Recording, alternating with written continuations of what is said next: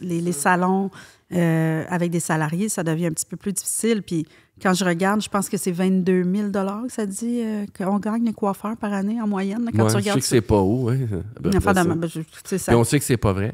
Ben, les assistants gagnent même pas ça. Ils gagnent plus que ça. Voyons, c'est sûr que c'est pas vrai, mais c'est ça qui est sur la moyenne des T4.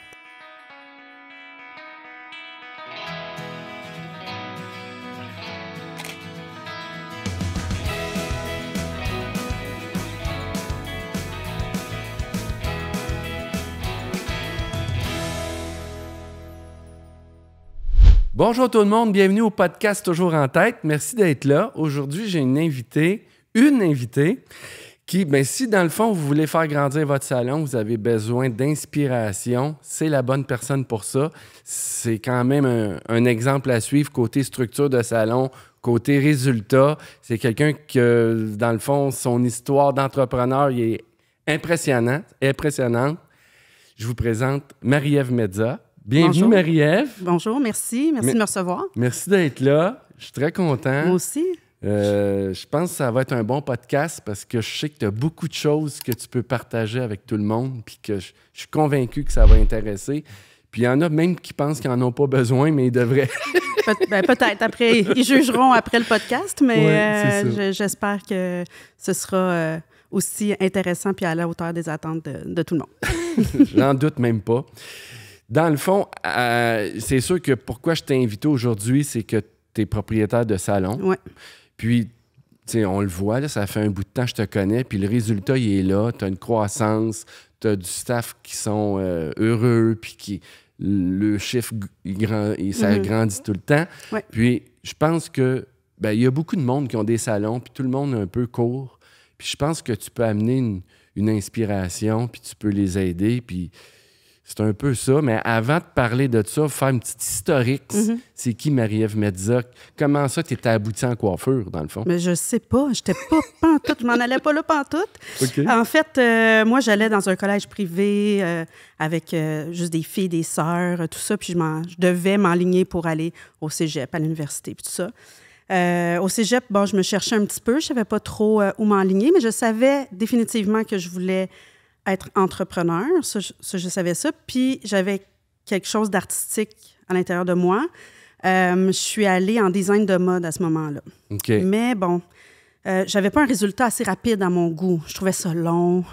Il fallait qu'on dessine, après ça, le patron, après ça, le moulage, vrai. Après ça... Seigneur, avant d'arriver à une paire de boxers, ça prenait 3 semaines. Exact. Contrairement à une coupe de cheveux. Que 45 minutes, c'est fait, puis t'as quelqu'un d'heureux, normalement, si tout va bien. Fait que, c'est ça, mais coiffure, c'est vraiment pas dans mes options. Moi, je me faisais couper les cheveux 2 fois par année au début de l'année scolaire. Il n'y a pas personne dans ta famille dans la coiffure? Pas du tout. Fait que... je suis au cégep, je me cherche un peu, je me dis, je vais aller je vais lâcher ça, puis je vais aller en sciences humaines avec maths, puis après ça, j'irai à l'université en administration, puis je verrai bien où ça m'amènera. C'est ça. Et donc, je fais ma demande à l'autre cégep, mais entre-temps, je rencontre un gars qui est coiffeur. Okay. Bon, secrètement, j'ai un kick dessus, mais finalement, il était pas... il était pas dans la bonne équipe? Non, pas pour moi, en tout cas. Mais c'est pas grave, on a été de très bons amis. Puis là, lui, il a commencé à me faire beaucoup de coiffure, de la couleur, tout ça d'affaires. Puis là, comme on sortait le samedi soir, le vendredi soir, j'allais le rejoindre au salon, puis je me rappelle, je m'assoyais, puis... À son salon, est-ce qu'il travaillait? Où il travaillait dans un salon qui appartient à Anna, en fait. En plus, c'était de Neuville à Laval. OK. Et j'allais là le rejoindre, puis j'attendais, puis je regardais, tu sais. Je me disais, ça a donc bien l'air le fun, ça. Tu sais, ça sent bon. Tout le monde est de bonne humeur. Tout le monde rit. Il y a comme quelque chose dans l'ambiance du salon. Puis même, après ça, tu sais, quand je me rappelle, j'étais petite, puis ma mère m'a amenée au salon, comme je dis, c'était pas très souvent, mais j'aimais ça, j'aimais l'odeur, je trouvais ça le fun, le shampoing, là, tu sais, tout ça, mais pour moi, c'était vraiment pas une avenue possible, tu sais. Fait que... Mais là, plus je suis avec lui, puis il s'appelle Gaspare Furiani, il va être vraiment content si je le nomme, puis on se texte encore des fois. Okay. Fait que plus je me tiens Gaspare, plus je suis comme, je pense que j'aime ça vraiment beaucoup, mais en même temps, il y a le préjugé que Pas que j'ai vraiment, mais que je sais que beaucoup de gens ont. Puis peut-être que je l'ai moi-même aussi à ce moment-là, que, ben, tu sais, c'est normalement parce que tu n'étais pas bon à l'école ou que tu savais pas trop quoi faire que tu t'enlignes vers la coiffure. Fait que j'étais un peu gênée, puis je me dis, bon, je vais aller travailler dans un salon, je vais voir si j'aime ça. OK. Si j'aime ça, ben, je continuerai. Exact. Mon père, en tout cas, je vais essayer de faire ça court. Des fois, là, c'est long, mes affaires, mais Y a mon pas de père, problème. il travaille chez les Oitiers Cosmétiques. Il est directeur, là, il travaille dans les bureaux. Il n'y a rien à voir avec l'Institut à ce moment-là. OK. Ben, il n'y a jamais eu Plus rien à voir. l'usine là, ou Oui, la c'est ça. mise en Lui est marché. directeur de production, directeur de service à la clientèle, tout ça. Fait que... Mais j'entends toujours parler de gestion depuis que je suis petite, là, tu sais, gestion de personnel, coût de fabrication. Oui, c'est ça, tout ça, là, tu sais, les horaires, les normes de travail. Tu sais, j'entends tout le temps parler de ça depuis que je suis petite. Mais bon, là, je me dis, je vais...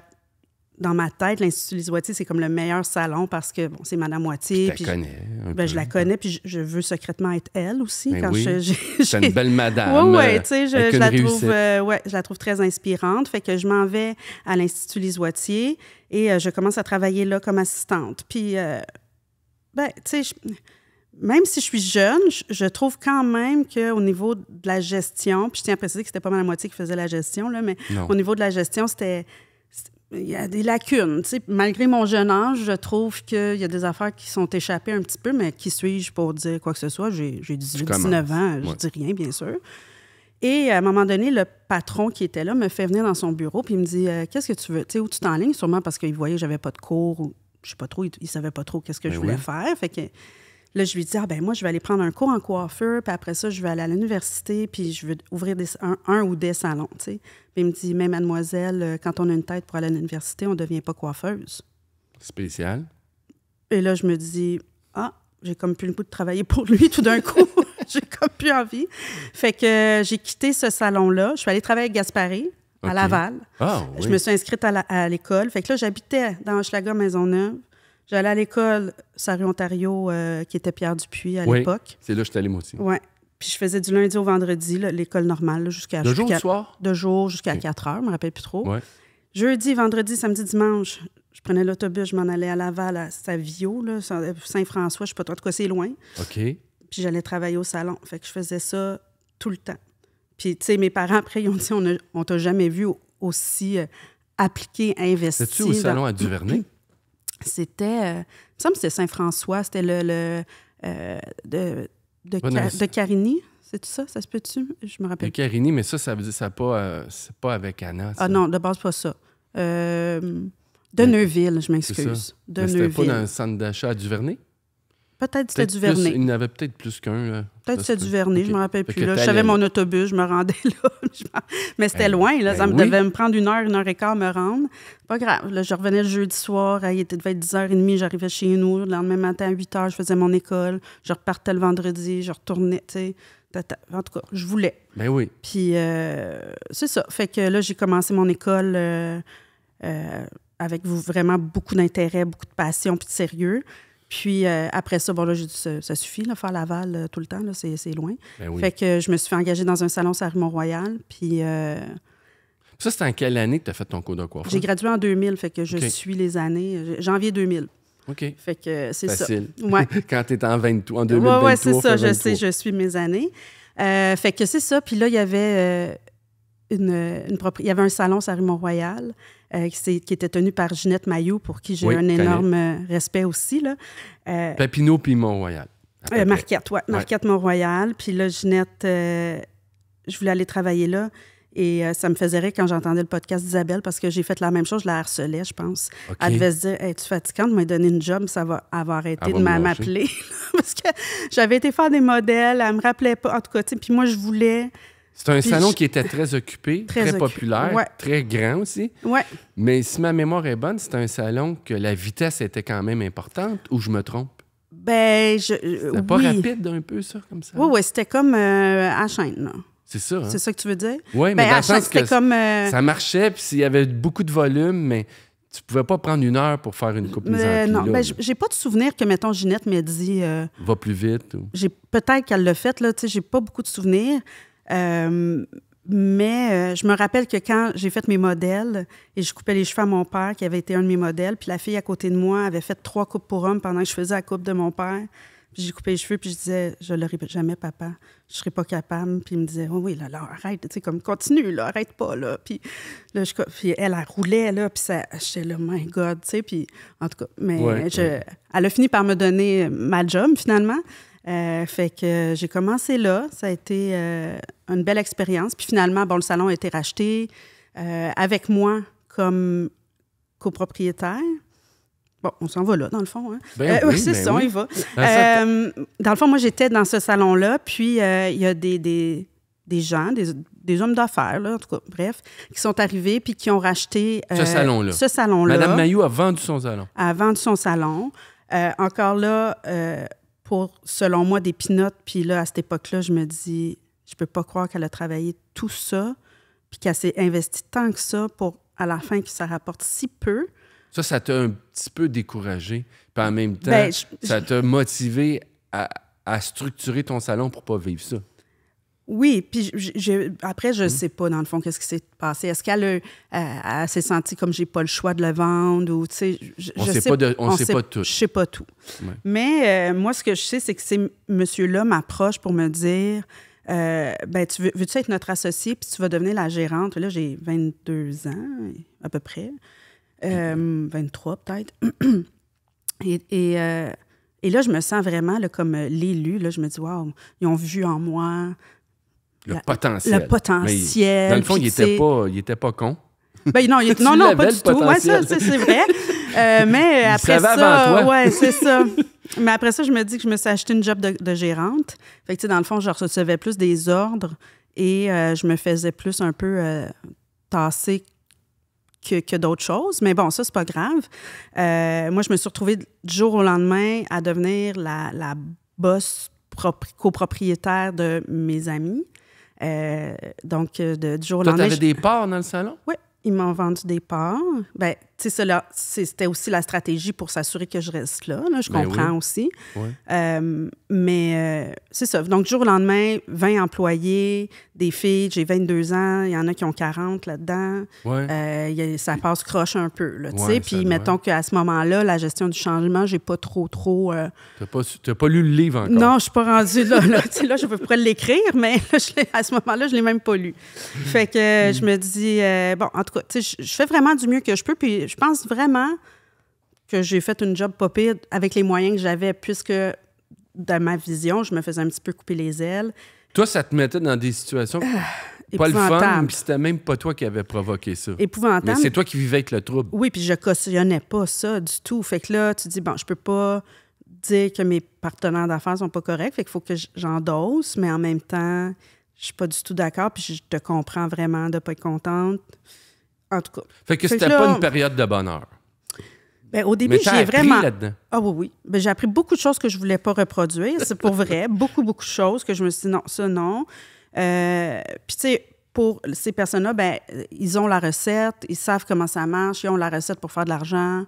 C'est que ça qui existe. Il n'y a pas d'autres moyens. Non, c'est ça. Tu travaillais avec des menottes, puis tu n'avais pas vraiment de liberté. Là. Exact. Mais là, j'ai un contrat avec eux, bien sûr. T'sais. Fait que là, je me dis, bon, si je quitte, je dois partir, là, je ne me rappelle plus, là, c'était quelque chose du genre 5 km à vol d'oiseau, Puis tout ça m'a vraiment rentré dedans à un moment donné. Fait que, j'ai comme plus vraiment même la force de m'obstiner avec eux ou quoi que ce soit. Fait que ils ont un autre salon un peu plus loin. Puis je dis, regardez, moi, je vais vendre mes parts. Je suis même pas allée chercher combien ça valait. Là, ils m'ont dit, on te donne temps. Parfait. Merci, bonsoir. Puis j'ai dit, je vais aller travailler pour vous autres à l'autre salon. Puis ça va me faire un changement. Oui, puis je vais devenir employée. Puis à ce moment-là, même je suis comme écœurée. Je pense même lâcher à coiffeur. Tu sais, ça m'a vraiment... Attends. C'était pas l'énergie que tu essayais de reproduire dans tes salons. Tu sais, fait que là, bon, je m'en vais travailler pour eux. Je me dis, tu sais, tais-toi, fais tes affaires, fais ta clientèle. Puis eux, ils ont tout à gagner de m'envoyer toute ma clientèle là-bas. Dans le fond, c'est le même salon ou la même compagnie. Fait que ils m'envoient mes clients. Je parle pas tout le monde me suit. Je parle pas ma clientèle. Tout va bien. Puis là, ben c'était sur la rue Saint-Laurent. Il y a des travaux. Le salon, il est immense. Il n'y a pas un chat. Là, tu sais, qu'est-ce qu'on s'est fait? C'est les années que la rue Saint-Laurent était en travaux pendant 2 ans, puis je pense qu'il avait recommencé après. Toi, tu as vécu cette période-là. C'est ça, exact. Le pire moment de la rue Saint-Laurent. Exact. Fait que là, évidemment, qu'est-ce qu'on fait quand on n'a rien à faire? Ben on réfléchit. Fait que là, tu sais, je suis assise, puis là, j'attends. Puis là, je vois, tu sais, je trouve ça sale, je trouve ça tout croche. Je trouve la réceptionniste, ça n'a pas de bon sens. Tu sais, là, ma tête d'entrepreneur, elle reste là, tu sais, que je veuille là, ou t'as non. le temps d'analyser, t'es pas occupé. Ouais, fait que là, je me dis, hey, ça n'a pas de sens. Mais je suis encore quand même cool, je trouve, parce que là, je me suis dit, bon, je vais écrire tout ce que je remarque avec les solutions, parce que ça, c'est le point important. Ben oui. Souvent, les gens t'apportent tous les problèmes, puis ils disent « Organise-toi, puis trouve les solutions. » Puis ta solution, finalement, elle fait pas mon bonheur, fait que c'est pas correct. En tout cas, là, tu sais, ça, fait que moi, je me dis, ben je vais trouver les problèmes que je soulève avec les solutions que je pense qui pourraient être bonnes à apporter. Puis je dis à mon patron, qui était, dans le fond, mon ancienne associée à l'autre salon, j'ai dit, écoute, parce que là, je suis rendue, à ce moment-là, la rue Saint-Laurent va tellement mal. Puis, tu sais, je faisais quand même des bonnes payes quand j'étais sur la rue Mont-Royal. Là, j'arrive, j'ai des payes de 300 $. OK. Fait que là, je capote un peu. Puis là, je vais lui dire, écoute, tu sais, on a quand même ouvert ça ensemble. Tu sais, j'ai quand même donné beaucoup à l'autre place. Ça, tu sais, 300 $ par semaine. Tu peux pas arriver. Je peux pas arriver. Là, je dis, tu sais, voilà ce que je pense qu'on pourrait faire pour telle situation. Il n'y avait pas d'enseigne. Je dis, ben, tu sais, peut-être une enseigne pour que ça attire les gens. En tout cas, plein d'affaires. J'ai dit mettre un pot de 25 sous à l'entrée pour que les gens, au moins, tu sais, le parcomètre, parce que c'était un peu désagréable parce que c'était que du parcomètre autour. Au moins, montrer aux clients que dans ce temps-là, il n'y avait pas les applications. Là, on ne pouvait pas... Fait qu'en tout cas, j'y avais nommé une couple d'affaires, puis il m'avait dit, tu sais, Marie-Ève, quand on veut que les choses changent, il faut commencer par changer soi-même. Là, j'ai dit, t'as bien raison. C'est ça que je vais faire. C'est bien ça que je vais faire. Fait que là, je suis partie. Je suis restée là encore, mais je suis partie dans ma tête, puis je me suis dit, non, là, je vais ouvrir quelque chose, puis je peux pas... il n'y a rien à faire. Il y a rien à faire. Tu voulais que ce soit à ton goût. Ouais. C'était la seule façon, dans le fond. Oui, exact. Fait que ça commence, un petit cahier Canada dans ma cuisine chez nous. J'ai même pas de laptop, rien. J'écris mes idées, puis je fais mes affaires. Puis à un moment donné... puis moi, c'est clair encore là, que c'est sur le plateau Mont-Royal. Je viens de là, j'habite là, tout ça. Mais entre-temps, je déménage à Verdun. Avec mon nouveau chum qui est mon mari maintenant, mais à ce moment-là... C'est ça qui t'a fait connaître la rue Wellington. Oui, exact. Puis pour vrai, j'y allais même pas tant que ça. C'était pas ce que c'est aujourd'hui du tout. Ouais. Fait que là, on déménage à Verdun. Moi, je dis, je vais faire mon salon sur le plateau, blablabla, blablabla. Puis là, je commence à en parler avec ma cousine. T'es-tu bloqué avec ton histoire de 5 km ou ça existe plus? Ben non, parce que là, je suis restée 1 an. Puis je travaille plus dans le salon sur la rue Mont-Royal. Ça, c'était je travaille plus. Et donc, là, je suis sur Saint-Laurent, puis j'ai pas de contrat sur Saint-Laurent. J'ai un contrat... Fait que je suis pas bloquée, j'aurais pu. Mais bref, fait que là, finalement, à un moment donné, je parle de ça avec ma cousine Sophie. J'ai envie de faire ça, embarquerai dessus. Là, c'est quoi, elle me dit « Ah non, c'est pas pour moi, moi, je suis bien où je suis. » Elle est coiffeuse aussi. Elle est coiffeuse chez les Oitiers. Je dis « OK, parfait, moi, je le fais. » Fait que je continue mes affaires. Puis 2-3 semaines après, elle me rappelle, puis elle dit « OK, ouais, je suis prête, j'embarque avec toi, on y va. » Puis là, j'ai dit, là, on commence à jaser du projet, blablabla. Puis j'ai dit, connais-tu une autre personne? Moi, j'aimerais ça avoir un noyau solide. Moi, c'était en ça que je croyais. Je trouvais que c'était très difficile, seul, de tout voir, les tâches. De tout voir, puis de monter une équipe. Il y a beaucoup, sans doute pas juste dans le coiffeur, là, on l'entend partout tout le temps, là, mais tu sais, un rapport de méchant employeur, pauvre employé, puis tout ça. Puis là, je me disais, je veux pas être comme... Je veux pas qu'à un moment donné, pas que ça se revire contre moi, mais je veux qu'on soit assez solide pour amener les gens avec nous plutôt que de créer des clans ou quoi que ce soit. Fait que c'est un peu ça. Puis je me dis, d'avoir une autre personne, on est 3 solides, on sait où est-ce qu'on s'en va, on va réussir à amener chaque personne avec nous, dans notre trip et tout ça. Fait que elle me dit, ah oui, j'ai une fille au salon, elle s'appelle Julie, blablabla. Je sais c'est qui, mais sans... C'est pas ton amie, là? Non, de vision, comme ça, allô, mais pas plus que ça. Fait que, là, je dis, bon, pour partir en affaires, il faut qu'on se connaisse. Ça, c'est sûr. Fait que si elle veut, puis si tu veux, à partir de maintenant, tous les lundis, jusqu'à l'ouverture du salon, puis je sais pas c'est quand encore, on va passer la journée ensemble pour se rencontrer, pour parler de ça va être quoi la vision, parler de la décoration, de comment on voit ça, de comment on va chercher les employés. On va monter notre plan d'affaires ensemble, les 3, puis on va apprendre à se connaître, parce que c'était hors de question que je parte un salon avec Julie que je connaissais pas du tout. Exact. Puis que là, finalement, on se rend compte finalement qu'on s'entend pas pantoute, ça marche pas, là, tu sais. Mais finalement, on s'entend très bien, mais... fait que c'est ça. Puis que ça a bien été. Ça a bien été. Puis Sophie, qui habite aussi à Verdun, me dit « T'as pas pensé à Verdun? » Je dis « Ah, non, là, franchement, tu sais, c'était pas bien hot à ce moment-là. Non, c'est le plateau. » Puis à un moment donné, je fais... Tu sais, ça me reste dans la tête pareil. Je fais « On va aller me promener sur Wellington voir. Ouais. » Puis je vois un local à louer qui est défraîchi, tout croche. Ça n'a pas de sens, mais en tout cas, il n'est pas loin du métro. Puis il faut avoir de l'imagination pour se dire que ça va être cute à un moment donné, mais je dis, je vais appeler voir. Puis là, je sais combien on payait sur la rue Mont-Royal. Fait que, tu sais, là, je trouve pas ça cher à ce moment-là par rapport à... Puis Verdun reste quand même un quartier qui est proche de Montréal. Puis les gens qui habitent là, c'est du monde qui ont des bonnes jobs puis tout ça. Là. Bien, à l'époque, ça commençait, mais c'était encore timide un peu. Ouais. Là. Mais là, c'est très hot. Là, mais oui. à l'époque, c'était pas très, très cool. Tout le monde nous disait qu'on était folles. Je pense qu'on chargeait 40 $ pour une coupe de cheveux. Vous étiez les plus chers du plus quartier. cher, puis on se faisait dire que ça n'avait pas de sens. T'sais. Fait que là, on trouve le local, puis nous, on n'a pas d'argent. Fait qu'on se dit, on va tout faire nous-mêmes. On avait engagé une designer quand même pour faire les plans, nous enligner. Puis elle a dit, vous ne serez jamais capable. Je dis, tu me connais pas, check-moi bien aller. Moi, quand j'ai quelque chose dans la tête, on est supposé ouvrir le 1er juin ou je ne sais plus. On va ouvrir le 1er juin, puis ça va être parfait, là, tu sais. Et là, ça a été un projet familial incroyable. Mes cousins, nos chums, mon père. Tout participé. Tout le monde a participé. Mais là, tu n'as pas d'argent, tu peux peinturer toi-même, il y a plein d'affaires. J'ai un petit peu d'argent, mais j'ai pas 300 000 à mettre. Aussi, mais il y a des chaises hydrauliques. Là, tu pars de zéro, là. Oui, mais moi, je fais un plan d'affaires, puis tout le monde était impressionné. Tout le monde pensait que je l'avais fait faire.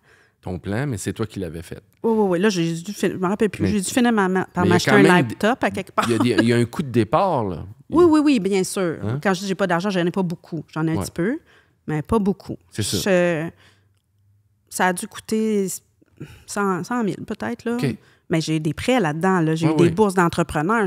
On est allé devant des comités. On est allé... écoute, puis là, la rue Wellington doit être contente. Y a-tu des subventions à ce Oui, c'est ça. Fait que, il faut aller... Mais les gens, quand tu dis un salon de coiffeur, sont là... là, moi, je suis là, non, vous comprenez pas, là. Ça va être un salon de coiffeur. Ça va être hot, là. Là, tu sais, nous autres, c'est plus le développement du rap. C'est tout ça, c'est encore ça. Mais tu sais, oui, je comprends, là. Mais moi, je vais vous amener du monde qui ne viennent pas à Verdun normalement, qui vont découvrir Verdun, là. C'est ça. C'était pas mal là-dessus qu'on misait, là. Ben oui. Nous, on est 3 filles, 2 qui sont à Outremont, une du Plateau Montréal, puis notre client... Je pense que tous nos clients nous ont suivis. On les a assez martelés. Je leur disais... Écoute, là, quand je leur disais, je m'en vais à Verdun, ils me disaient, non, Marie, il y a bien ça. Promets-moi, tu vas venir 3 fois. Puis après ça, si tu veux plus, je vais comprendre. La première fois, tu vas sacrer, puis tu vas dire où c'est qu'elle est allée, ça n'a pas de sens. La deuxième fois, tu vas dire, c'est pas, OK, là, c'est pas si pire. Puis troisième coup, tu vas dire, finalement, il n'y a rien là, y aller. Puis tu vas... Puis c'est pas si loin. Mais non, ça prend 20 minutes d'auto, là, c'est pas si loin. Puis en métro, il y a un métro 2 coins de rue du salon, c'est vraiment pas loin. OK. Fait que c'est ça. Donc, tous les clients nous ont suivis. Puis c'est ça, j'avais fait un plan d'affaires vraiment élaboré, là, tu sais, avec les projections, tu sais, par semaine. Pessimiste, normal. Oui. Puis, tu sais, sur 3 ans, puis par semaine, combien de coupes de cheveux on va faire, combien de couleurs on va faire, combien de traitements, combien de shampoings. C'est ça, exactement. Combien ça va nous coûter, les loyers. En tout cas, tu sais un peu. Puis la compétition, puis comment on va les recruter, puis comment ça... Blablabla. En tout cas, tout ça, notre mise de fonds, la banque. Fait qu'on a travaillé une méchante shot. Puis, ça a fonctionné. Puis pendant qu'on était en train, la dernière semaine, on avait lâché nos jobs. Puis on travaillait à fond pour tout mettre ça beau. Puis il y a une fille qui est arrivée, Andréane, dans l'entrée, puis elle a dit « Ah, j'habite à côté, ça va être beau, hein? Moi, je suis coiffeuse au centre-ville, j'aimerais ça. » En tout cas, puis là, on a fait « Ben oui. » Je comprends. Elle était toute cute, elle l'a encore, puis elle était toute pimpante, puis tout ça. Fait qu'on se dit « Ben oui. » Fait qu'Andréane, ça a été notre première employée au bout de 2 semaines. Tu sais, le temps qu'elle lâche son travail puis qu'on s'installe. Puis tout ça, je pense que ça a pris 2 semaines avant qu'elle commence. Puis c'était ça un peu ma vision, c'était de dire, de prendre des gens, puis une par une. Tu sais, Andréane, elle n'avait pas le choix Ben, je pense qu'elle voulait puis qu'elle était contente, là, mais tu sais, elle avait comme pas le choix d'embarquer avec nous, là. On était 3 déjà, là, à croire en la même chose. L'énergie était bonne. Ben oui, fait qu'elle est embarquée, elle l'a traité comme son salon. Elle a agi comme si c'était son salon. Elle était présente, elle était professionnelle, elle était parfaite, là, tu sais. Elle l'a vu naître. Oui, exactement. Puis après ça, ben là, on commençait à être dans le jus. Fait que là, une assistante de l'école du quartier, il y a une école de coiffure à Verdun qui est très bien. Fait qu'elle vient... Je me rappelle plus si elle a fait son stage, ou en tout cas, je me rappelle pas, on l'engage. Elle a petite cocotte, elle n'a pas le choix d'embarquer avec nous autres non plus. Fait que, fait que tu sais, le sentiment en famille, tout ça, c'est vraiment là. Oui. Puis moi, c'est vraiment ce à quoi je crois, puis c'est ce que j'observe même dans mes salons ou quand je parle à d'autres personnes, mais ce qui fonctionne le mieux, c'est de prendre des gens de 0 ou à peu près. Oui, bien, nous, ça a tout été comme ça aussi, quasiment. Bien, on a beaucoup de similitudes. Oui. Puis les personnes, puis c'est pas de la manipulation, c'est juste de leur montrer comment nous, ce à quoi on croit, nous, puis ce qu'on a observé qui fonctionnait. Il y a d'autres choses qui fonctionnent, là. Il n'y a pas juste nous autres qui avons la bonne réponse, mais ça fonctionne. Et si, tu sais, entre guillemets, s'ils appliquent ce qu'on leur apprend, s'ils font ce qu'on leur dit comme il faut, puis qu'ils ont envie de le faire, c'est gage de succès. Là. C'est sûr que ça fonctionne, tu sais. Et c'est pour ça que dans notre premier salon, on a des gens qui sont là depuis 12, 13, 10 ans, 9 ans, puis c'est presque toutes des filles qui ont été assistantes chez nous. Presque toutes. Il y en a d'autres. Mais c'est plus rare, c'est plus difficile d'intégrer quelqu'un qui vient de l'extérieur, qui a une autre vision, parce que c'est ça, tout part de la vision. Puis, tu sais, pour revenir tantôt, dans le fond, ce qu'on a fait pendant 1 an, Julie, Sophie et moi, c'est taper sur ça va être quoi la vision, ça va être quoi notre mission, puis c'est quoi nos valeurs. Puis on était vraiment dans ça, fait qu'on s'est imprégné les 3 de ça, puis c'est... Quand vous avez ouvert, vous étiez déjà prête, puis c'était déjà dans votre tête. Ben oui. Même dans ton plan d'affaires, c'était tout écrit. Oui, tout était écrit. C'est pas de quoi qui est improvisé là, la veille de l'ouverture. Non. Vous avez travaillé là-dessus pendant. Oui, vraiment. Ça enlève des conflits aussi, parce que quand ça devient clair, là, tu peux vous dire, ben là, on fait ça de même. Tout avait été prévu, ou presque.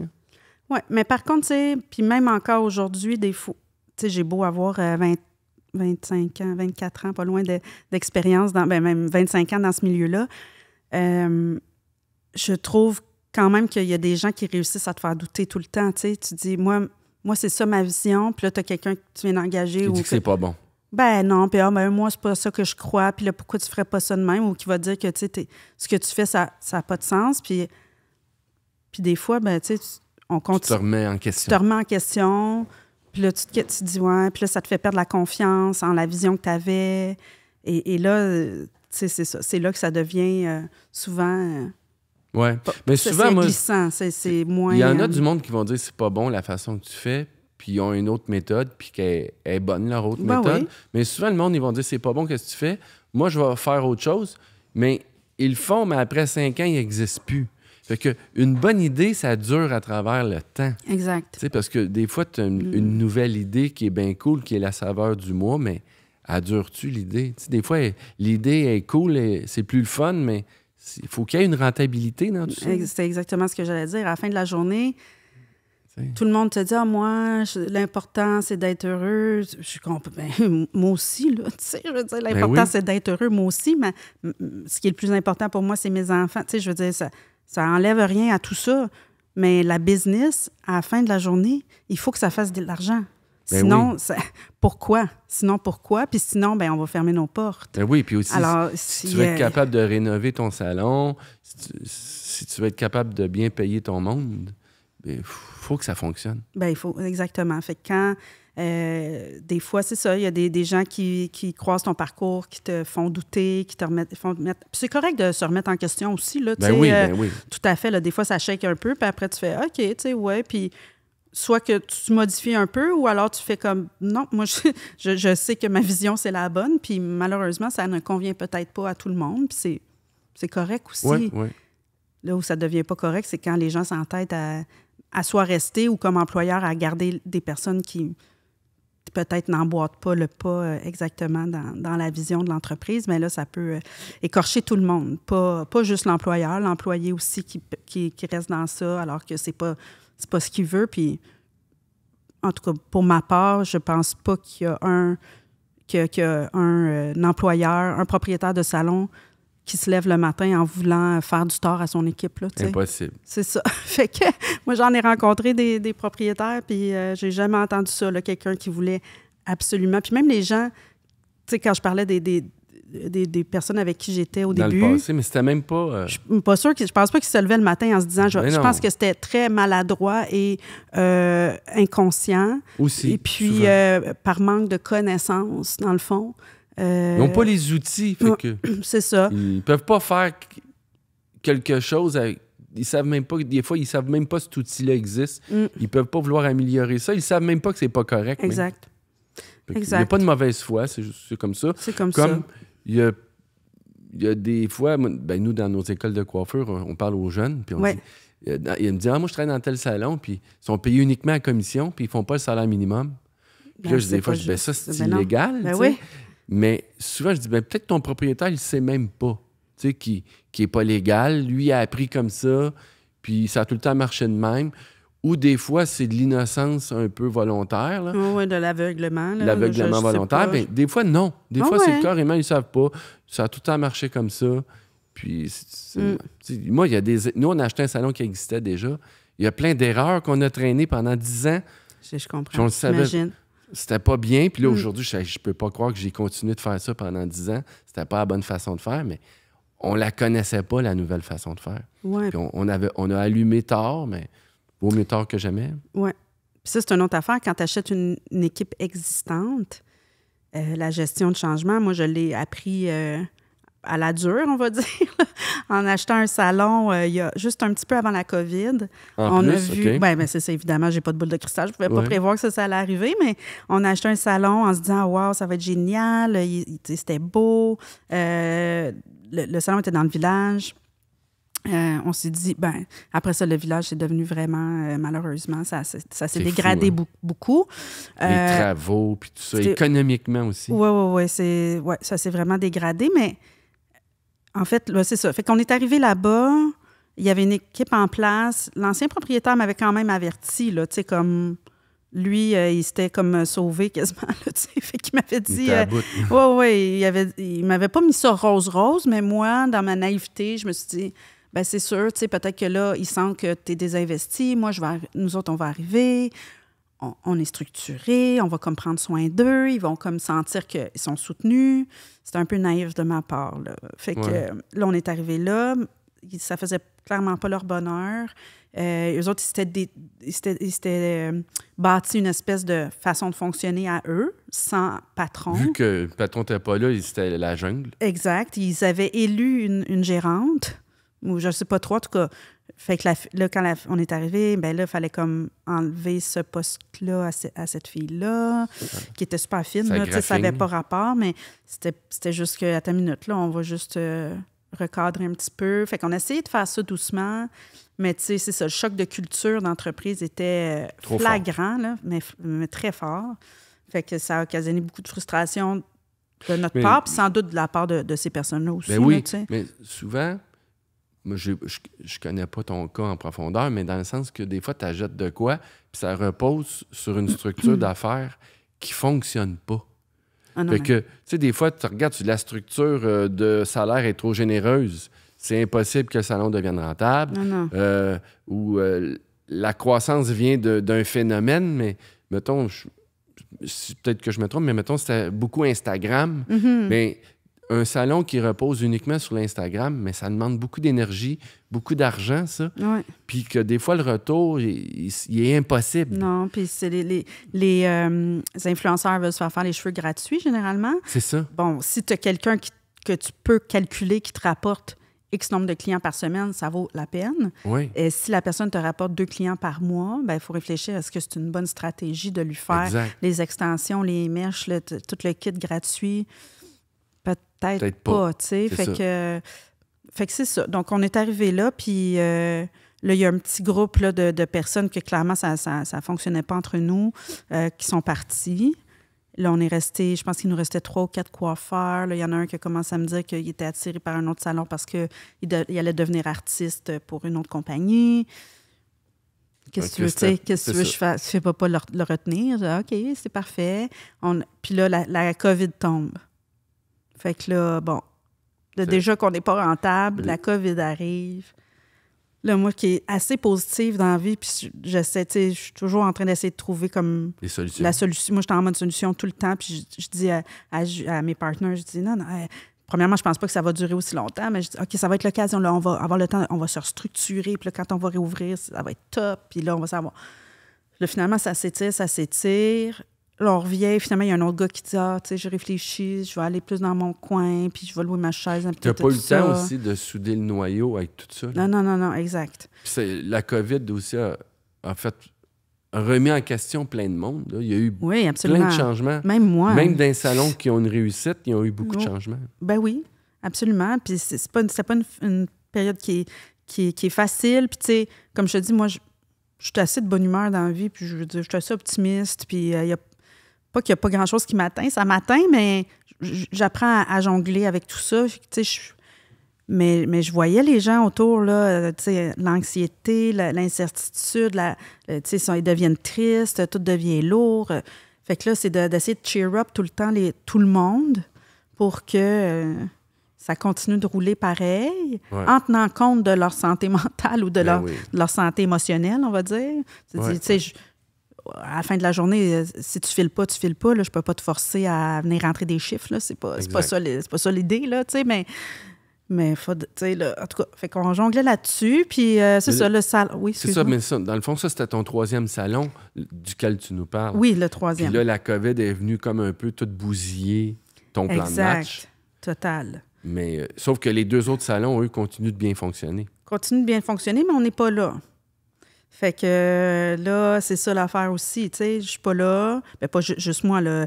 Julie, Jimmy qui s'en occupent beaucoup à ce moment-là. On est tous concentrés sur l'autre salon, sur Montcalm, on l'appelait Montcalm.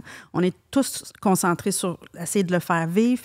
Puis moi, j'y crois, là. Puis j'y crois parce que aussi j'ai Dominique qui est encore là à ce moment-là.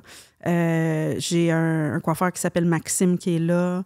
J'ai un Jérémy qui est là aussi, puis qui font rouler la patente. Puis il y a un assistant qui s'appelle Armando. En tout cas, tu sais, eux autres, ils viennent, ils sont là. Puis je me dis, je peux pas lâcher, tu sais. Puis là, lui t'encourageait. Ben oui, oui, puis je me disais, pour eux, je peux pas lâcher. Parce qu'il y a des jours où je me disais, hey, bye-bye, là. Tu sais, pourquoi, là, je suis en train de laisser les 2 autres tomber. Là, je me concentre là-dessus, ça rapporte 0. Je suis toujours rendue là. Je suis rendue du lundi au vendredi, je travaille dans le village. Là, ça commence aussi à se dégrader. Des fois, mon chum vient me porter puis il dit, genre, attends avant de sortir de l'auto parce qu'il y a un bizarroïde qui est en train de passer. Là, je me dis, oh, my God, tu sais, pourquoi je me fais vivre ça? Les clientes aussi. Là. Oui, mais bizarrement, c'est pas tant par un manque de clientèle qu'on l'a fermé, c'est vraiment un manque de staff. Parce que une de nos stratégies pour le remplir, c'était quand les gens appelaient dans les 2 autres salons qui sont très occupés. Tu les envoyais là. On disait, ben écoutez, c'est au métro Baudry, juste sur le coin. Tu sais, les 2 salons, c'était comme un peu dans le milieu. Ça, je trouvais ça bien hot. J'étais là, tu sais, c'est central des 2, blablabla. Fait que ça fonctionnait quand même. Ouais. Mais j'arrivais pas à trouver une réceptionniste qui veuille... Premièrement, je pouvais pas offrir 40 heures semaine parce que c'était pas assez... il n'y avait pas assez de roulement, il n'y avait pas assez de revenus. Fait que, tu sais, c'était quelque chose comme, je ne me rappelle plus, mais mettons 20 heures. Bien là, tu ne peux pas trouver quelqu'un de vraiment exceptionnel que ça va être sa job à 20 heures. Elle va vouloir 35 heures, là, tu sais. Oui. Les gens exceptionnels, ils veulent travailler pour vrai. C'est ça. Fait que là, ben, tu trouves, tu sais, quelqu'un qui sait sa job en attendant, quelqu'un qui veut venir te donner un coup de main, c'est gentil, là. Mais construire avec ça, c'est dur. C'est ça. Fait que pas capable de, tu sais, là, je sens que l'assistant commence à se démotiver. En tout cas, fait que là, ça... Puis à la fin, je me disais, j'y allais, là, puis j'y allais vraiment, là, pour... Et à la fin, il restait 2 coiffeurs, puis moi, j'étais retournée couper les cheveux, là, 5 jours par semaine. 4 jours. Fait que là, j'étais là... Moi, c'était pas mon plan, là. Non. Puis je le faisais vraiment pour eux parce que je me disais, eux, ils me laissent pas tomber, je peux pas les laisser tomber. Mais les matins, pas de farce, je me disais, je sais pas qu'est-ce qu'ils font encore là, pour vrai. Parce que moi, je... Ils croyaient en toi, eux autres. Ben, je sais. Écoute, je sais pas, là, mais j'étais là, OK. Puis un matin, on s'est assis les trois, on jasait, puis là, il y en a... c'est Max qui a dit, hey, je pense que j'ai fait... hey, je pense que oui. Je pense que j'ai versé quelques larmes, puis avec Dom, puis l'après-midi, tout est réglé. Pour que ça se ferme dans pour que ça ferme dans 2 semaines. Ouais. Moi, je niaise pas, là. Mais c'est non. comme la décision. J'avais appelé mes partenaires, j'ai dit, là, écoutez, là, puis ils étaient tous d'accord, là. Moi, j'y ai cru, là, jusqu'à... C'est ça. Puis à un moment donné, il faut savoir dire, ben regarde, ça marche pas, je vais pas compromettre les 2 autres. Mais c'est sûr que ça a eu un impact sur les 2 autres équipes. On n'était pas là. Mais oui, c'est ça. On là, tu pas pouvais revenir à la maison. Là, je reviens à la maison. Oups, là, attendez une minute, là, il y a des plis qui se sont pris que... C'était peut-être pas tout à fait ça. Fait que là, c'est un autre, c'est un autre corvée. Mais là, moi, c'est des challenges que j'adore. Vous êtes combien à Verdun? 25 à peu près. Puis 24, sur... 22, 23 à peu près, là. Sur Masson. Sur Masson. Oui, 22, 23. C'est quand même des salons qui te demandent de l'énergie, là. C'est pas des petits salons. Là. Bien sûr. Fait que toute l'énergie que tu mettais à l'autre place, c'était pas positif. Et là, au moins, non, c'est tu revenais. Ça. Puis nous, on veut instaurer un climat un peu, comme une énergie un peu familiale. Tu sais, je comprends qu'on n'est pas une famille, là, je comprends ça, mais, tu sais, fait que là, ben, on n'est pas là. Fait que ça se perd. Tu sais, fait que tranquillement, ben là, c'est ça. Il a fallu mettre les bouchées doubles à certains moments là, pour essayer de rétablir ça. Mais là, tu as commencé à Verdun, c'est le premier. Vous étiez, dans le fond, 4 au départ. Les 3 associés ça, plus la nouvelle. Exact. Là, vous êtes passé de 4, là, tu me dis, à 25. Oui. Mais une fourmilière. Qu'est-ce qui a fait cette réussite-là? Parce que bravo, premièrement. Là. Merci. Mais c'est quoi, tu penses, qui a été les ingrédients qui a fait que tu as pu... Parce qu'il y en a beaucoup des salons de 4 au Québec. Oui. Puis des fois, ils aimeraient ça. Il y en a beaucoup qui ne veulent pas monter à 25. C'est bien correct aussi. Qu'une jeune coiffeuse ou un jeune coiffeur qui t'écoute aujourd'hui, qui dit, ben moi, c'est mon rêve. Là. C'est quoi que les ingrédients qui ont fait que tu as réussi ça? Ben, je pense que c'est ça, de savoir la mission, la vision, les valeurs, clairement, et le choix des bonnes personnes, de ne pas essayer d'aller trop vite non plus. Fait que, tu sais, on a engagé une personne, une autre, tu sais, tranquillement. Puis c'est comme si on intégrait, on solidifiait l'intégration d'une personne avant d'en accueillir une autre. Okay. Cela dit, je n'ai fait plein d'erreurs, là, tu sais, je veux dire, on a engagé des gens qu'on n'aurait pas dû engager, puis que là, 3 semaines après, t'es comme, OK, là, il faut que je dise que c'est, tu sais. Mais c'est aussi de voir rapidement. Puis ça non plus, c'est pas toujours facile, mais d'essayer de voir rapidement quand ça fonctionne pas, tu sais. Oui. Puis de pas laisser ça aller. Dans le sens que tantôt, la façon dont tu en parles, c'est que c'est rare que tu embauches un coiffeur qui arrive d'un autre salon. Je le fais des fois, mais c'est ça. Comme nous, on le fait, oui, mais oui. On va pas appeler quelqu'un, mais si quelqu'un aboutit, puis on voit qu'il cadre dans l'équipe, on va le prendre. Toi aussi, tu fais ça, mais tu vas pas... tu vas pas dans un congrès à essayer de trouver du monde là, des autres salons. Jamais de la vie. C'est pas ta façon de faire. Non. Fait que c'est les gens qui sortent d'école, toi. Ils sortent de l'école, ils deviennent assistants dans ton salon pendant une couple de mois, 1 an, puis après, ils deviennent coiffeurs? Oui, c'est un peu ça. Fait que dans le fond, ils arrivent chez nous. Normalement, le chemin normal, ça va être soit qu'ils sont assistants s'il n'y a pas de poste d'apprenti encore, parce que c'est pas tous les coiffeurs qui veulent être un mentor non plus. Il y en a qui sont bons, mais qui disent « Ah, j'ai pas la capacité de le transmettre. » C'est correct aussi. Mais ceux qui ont envie d'être mentors, on leur fournit ce que nous, on va appeler un associé ou un apprenti. Donc, ils deviennent avec 4 mains et peuvent faire plus, mais c'est pas non. Bien sûr, on veut faire plus. C'est le seul moyen, en fait, à un moment donné, quand un coiffeur plafonne. Il veut améliorer son sort financièrement. Ben là, il faut t'en fasses plus. Puis on veut pas couper dans c'est ça, la qualité, l'expérience. Puis on va pas dire, ben là, ta coupe est à 1 heure de temps, tu vas la faire en 40 minutes. Là, c'est pas notre façon de faire. Fait que on fournit l'associé qui, pendant ce temps-là, peut toucher à la clientèle quand même, puis apprend son métier. Et selon leur implication dans leur apprentissage, parce qu'il y en a qui sont crinqués, il y en a qu'il faut que tu pousses un peu plus. Alors, ça va prendre 6 mois à 1 an, peut-être, dépendamment. OK. Avant qu'ils deviennent coiffeurs. Avant qu'ils soient nouveaux talents. Mais pendant ce temps-là, ils ont touché à des cheveux. Tu sais, on ne sera pas juste là à laver des serviettes puis à balayer les cheveux. Bien qu'il faut que ça se fasse pareil. Mais, mais... toi, dans ta structure d'affaires, le coiffeur fait tout de A à Z. Il fait ses mèches, il fait ses colorations, il fait ses coupes, il fait ses mises en plis. Exact. Puis, est-ce que le jeune assistant, lui, est-ce qu'il rince des couleurs? Oui. OK. Assistant, on fait une distinction, nous, entre assistant et apprenti, mettons. OK. Fait que l'assistant, lui, va rincer des couleurs. Il n'applique pas de couleurs. Il n'applique pas de couleurs, l'assistant. Il va rincer des couleurs. Des fois, on va prendre des gens qui n'ont pas de cours. Des fois, il y a des gens qui vont nous dire « j'aimerais ça, je sais pas, tout ça ». Fait que quand on sent que la personne est une bonne personne puis que ça fitterait, on se dit « bon, ben OK, on va y apprendre à faire un shampoing ». C'est pas si facile que ça, mais je veux dire, ça prend pas 3 mois à apprendre à faire un shampoing. On va y apprendre ça, balayer, le rythme, puis on va voir s'il y a un potentiel. Puis ça va lui permettre de voir si elle aime ça. Puis aller reprendre son cours après, puis on verra. Fait que ça, tu les appelles assistants. Assistants. Les apprentis sont jumelés avec un coiffeur d'expérience. OK. Puis c'est ça. Donc, deviennent... Dans le fond, l'idée, c'est qu'ils améliorent l'expérience client. Fait qu'il faut pas que la cliente du coiffeur d'expérience sente que aujourd'hui, je suis tellement dans le jus que c'est mon assistante qui va appliquer la couleur, puis on se revoit à la fin. Puis là, elle paye le gros prix, puis c'est sûr que c'est pas ça l'idée. Fait que l'idée, c'est que oui, peut-être c'est l'apprenti qui va appliquer la couleur. Par contre, bien sûr, la coiffeuse va supervise, va la revoir à la... Tu sais, on voudrait pas qu'elle fasse le service de A à Z. Fait que si elle fait vraiment un travail d'équipe entre les deux. Puis pendant qu'elle attend, que l'apprenti va là. « Ah, tu as besoin d'un café? Tu confortable? » Plus d'encadrement. Oui, c'est ça qu'elle sent que, OK, oui, c'est comme un autre niveau. Ça amène une valeur ajoutée. Exactement. Fait que c'est ça. Puis ceux-là deviennent éventuellement nos coiffeurs juniors ou nos nouveaux talents qu'on appelle. Eux aussi, ils rincent des couleurs.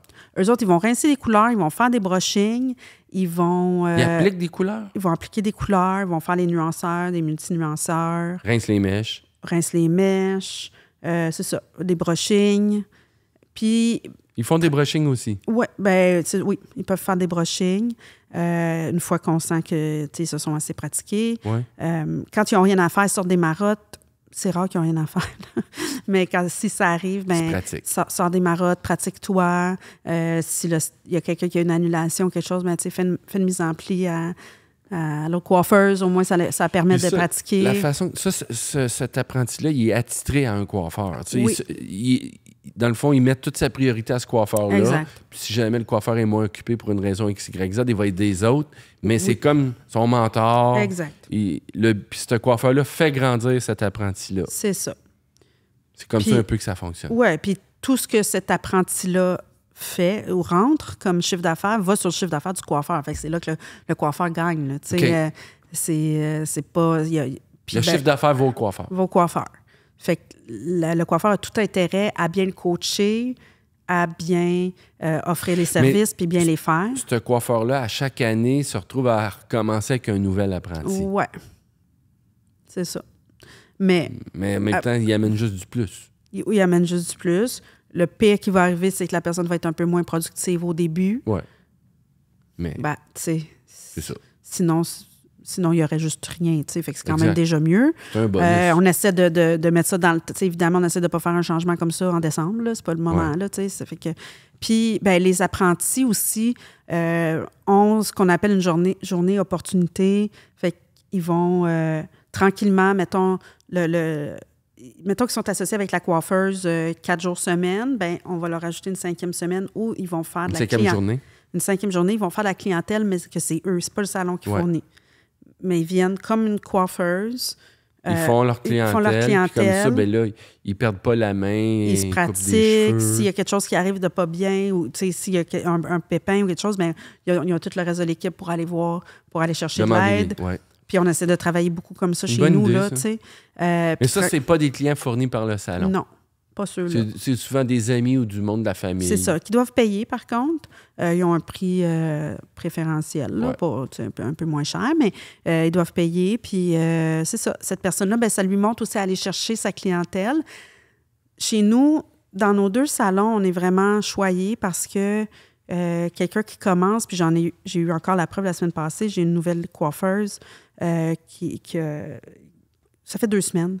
Puis je pense qu'on a comme convenu que le mardi, mettons, OK, c'est beau, là, après les entrevues, les tests, tout ça, c'est beau. Puis elle avait hâte de commencer parce qu'elle arrivait d'un autre pays, fait qu'elle avait hâte de commencer. Donc, on a dit, jeudi, on va ouvrir 2 jours après, full. Pleine. Fait que, tu sais... C'est motivant. Ben oui. Puis, elle est pleine le vendredi, elle est pleine le samedi, là, tu sais, c'est tout le temps. Fait que c'est sûr que quelqu'un qui est chez nous peut pas faire d'efforts puis être rempli tout le temps. Exact. Alors, moi, je veux quand même qu'il y ait un petit côté de ton bon vouloir. Puis aussi d'aller chercher la clientèle qui te ressemble. Des fois, ben oui, on a toutes sortes de clientèle, mais il y en a qui vont dire, moi, j'aime mieux faire une clientèle de coupe. Moi, j'aime mieux les cheveux courts. Moi, j'aime mieux faire des balayages. Ben travaille là ta clientèle parce que, oui, le salon peut t'en fournir, mais ça va être tout le monde. Ça va être tout le monde. Tandis qu'avec les réseaux sociaux ou peu importe, ben là, tu vas te chercher des clients. Si tu aimes faire des balayages, tu vas essayer d'attirer des gens qui veulent se faire des balayages. Exact. Tu as des journées plus à ton goût. C'est ça le positif de ça. Oui, absolument. C'est bien ça. Puis les 2 salons fonctionnent de la même façon. Oui. Puis là, as-tu une associée qui... Là, vous êtes les 3 à Verdun ou... Non. Moi, je me promène entre les 2.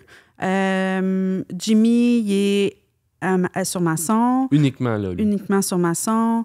Julie se promène entre les 2, elle est un peu plus sur Masson. Et j'ai Frédéric, là, qui est ma gérante à Verdun, qui fait un travail exceptionnel, je tiens à le dire, et qui est avec nous depuis qu'elle est assistante. Ça fait 12 ans, je pense, 11 ans, 12 ans. Donc, depuis qu'elle est toute petite, qu'elle est avec nous. Donc, c'est ça. Fait que maintenant, c'est elle. Fait que, tu sais, elle sait c'est quoi l'ADN de Meds, là. Ben oui. T'as plus besoin d'y expliquer. Non. Même si des fois, c'est elle qui me l'explique, qui me le rappelle, c'est quoi, là. Oublie pas, là. Oui, c'est ça, là, Marie-Ève, là, tu t'en vas dans le champ, là. Fait que, tu sais, des fois... surveille. Oui, mais elle est bonne. Elle a une bonne tête puis un bon jugement. Fait qu'elle, des fois, quand mon émotion, elle revient avec les faits, je suis là, non, c'est vrai, t'as raison. Puis mettons, à Verdun, vous êtes combien de coiffeurs? 14. Bon. J'ai 8 places. Tu peux avoir genre 3-4 assistants puis 3-4 apprentis ou non, ou pas moins autant que que ça. Ben, premièrement, c'est difficile à trouver. Hein. Je pense que c'est ça. Je pourrais en avoir, comme tu dis, mais c'est pas ça que j'ai, là. Ouais, c'est ça. Fait que c'est là, en ce moment, on a une apprentie, une assistante, puis un assistant à temps partiel. Puis là, on vient tout juste d'engager quelqu'un. Fait que, tu sais, on essaie toujours autour de 3-4 assistants et apprentis. Fait que moi, je regarde beaucoup aussi tu sais, il faut que je regarde tes ratios. Les ratios. J'en parle dans ma formation, là, d'ailleurs. Là, on va en parler de ça. Oui, c'est ça. Mais du ratio qui peut être attribué pour payer les salaires des assistants et des apprentis. Fait que, tu sais, on essaie, bien sûr, de respecter ça le plus possible. Mais toi, dans le sens, ben, vous fonctionnez comme nous, là. Vous avez des niveaux de coiffeurs. Ouais. Vous avez des niveaux 1 jusqu'à on a, dans le fond, on a nouveau talent. Après, on a niveau 1, 2, 3, 4. 2, 3, 4. Okay. Puis, à partir de 4, ils peuvent choisir s'ils veulent devenir éducateurs, donc devenir mentor. Ou, je ne veux pas devenir mentor, mais ils ont la possibilité d'augmenter encore leur salaire, d'évoluer encore. Il y a comme 6 niveaux. C'est ça. Fait qu'il y a éducateur 1 ou 2, ou il y a niveau 5, 6. OK. Puis 5, puis éducateur 1, ils ont les mêmes prix. Fait que comme ça ne mélange pas les clientes, là, parce qu'à un moment donné, avoir comme trop de prix différents, ils sont comme un peu perdus dans tout ça. OK. Puis ça fait aussi que si quelqu'un change... Il y a du monde qui sont niveau 5 chez vous qui disent « Moi, j'en veux pas d'apprenti, je veux tout faire toute seule. » Exact. C'est ça, dans le fond? C'est ça. Fait qu'ils ont les mêmes prix, mais ils n'ont pas les mêmes objectifs, bien sûr, parce qu'ils sont tout seuls. Fait que, oui. Tout est calculé là, pour pas qu'ils ne peuvent pas avoir rentré tant de milliers de dollars par semaine. Ils ne peuvent pas. Là, fait que... Ouais. Fait que mais au moins, ça leur permet ça, puis c'est un choix. Oui, puis ils pourraient choisir. À un moment donné, ils disaient, c'est quoi, ça me tente? Mais là, on n'aurait pas besoin de changer ses prix, puis tout changer. Exact. On peut juste comme dire, OK, t'es éducateur 1, puis c'est à l'interne que ça change dans sa façon d'être payé, puis tout ça, mais la cliente, elle ne sent pas. Puis l'inverse aussi, quelqu'un commence en éducateur, finalement, fait, c'est pas pour moi, j'aime pas le feeling, j'aime pas ça, OK. la cliente, elle sent rien au niveau des prix, puis que de dire, voyons, là, tu as rebaissé tes prix, là, je comprends plus rien. Là, c'est ça. Fait qu'on a comme fait ça de même. Puis, ben moi, dans le sens que nous, les deux, on tripe sur des genres de structures comme ça, là, puis toi, tu as la chance aussi de le partager à d'autres propriétaires de salons. Moi aussi, je l'ai fait beaucoup. Puis quand j'expliquais à des propriétaires de salons des niveaux de prix, on dirait que des fois, il y en a, ils venaient avec des yeux de chevreuil. Là. Ils disaient, ça se peut pas que dans le même salon, il y ait des prix différents, puis tout ça. Puis moi, je trouve que c'est tellement ça qui fait la force d'un salon. Ben oui. Ça permet que le coiffeur peut évoluer aussi. Puis toi, tu le fais, ça. Ben oui. Puis ça fonctionne bien. Là. Tu y crois, là. Ben oui, j'y crois certain. Puis c'est parce qu'à un moment donné, on va dire, je sais pas, moi, on va faire des chiffres faciles, on va dire qu'une coupe de cheveux est 50 $. Si tout le monde est 50 $, ben là, à un moment donné, la personne, elle va vouloir juste augmenter son salaire. Fait que la seule chose qu'il y a à faire, c'est d'augmenter la commission. Mais nous, comme propriétaires, il y a une limite. Fait que là, on va dire qu'on donne... on donne même pas ça chez nous, mais mettons 50 % là, pour que ce soit facile. Là. 25 ben là, elle va vouloir 53 % Mais là, il y a comme un... Il n'y a plus de marge. Ça marche pas. Là. Financièrement, ça ne tient pas. Fait que l'idée de l'augmentation vient dans l'augmentation des prix. Oui. C'est pas... ça passe pas de 50 à 75 $. Là, ça va passer de 50 à 54 là. C'est ça. C'est pas si pire que ça. Puis la gestion...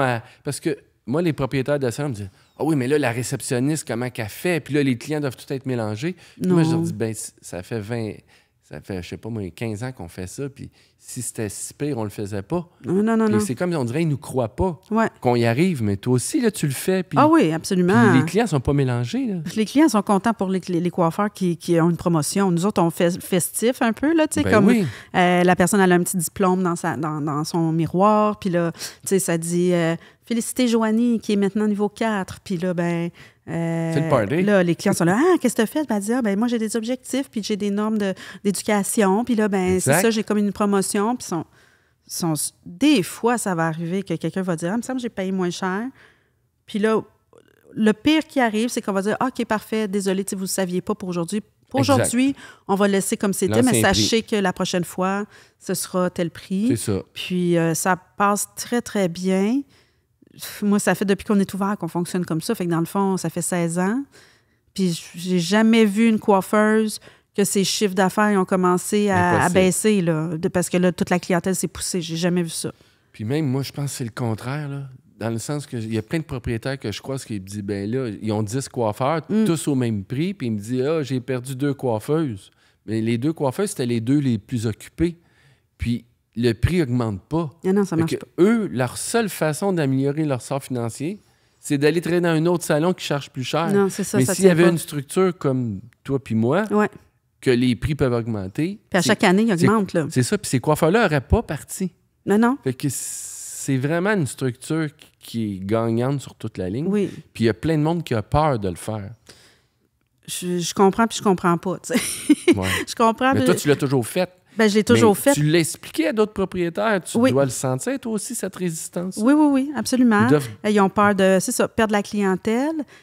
Mais à la fin, c'est qui va écoper? C'est toi comme propriétaire aussi. Ben parce que ton revenu va baisser. Puis le nombre de fois, moi, j'ai fait du coaching, comme je te disais, pour Summit. Là, j'ai été la première consultante francophone au Québec pour Summit, qui m'a appris beaucoup de choses, là, puis que j'ai vraiment en admiration là, toute cette compagnie-là. Mais le nombre de fois que je suis rentrée dans des salons, puis faire les calculs avec les propriétaires pour qu'ils se rendent compte que finalement, ben cet emploi, ils vont me dire, n'importe qui, là, Catherine, c'est ma meilleure coiffeuse, c'est elle qui me rentre le plus, puis tout ça, puis OK, parfait, on décortique.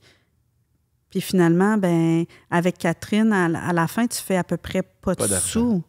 Parce que soit qu'elle est trop payée, les services sont pas au bon prix. C'est ça, exact. Le nombre de fois que j'ai vu des gens qui ont, mettons, les taxes incluses dans leur prix, puis que pour faire leur paye de leur employé, ils prennent le montant. Ce prix-là? Oh! Ben, j'ai vu ça plusieurs fois, là. Oui.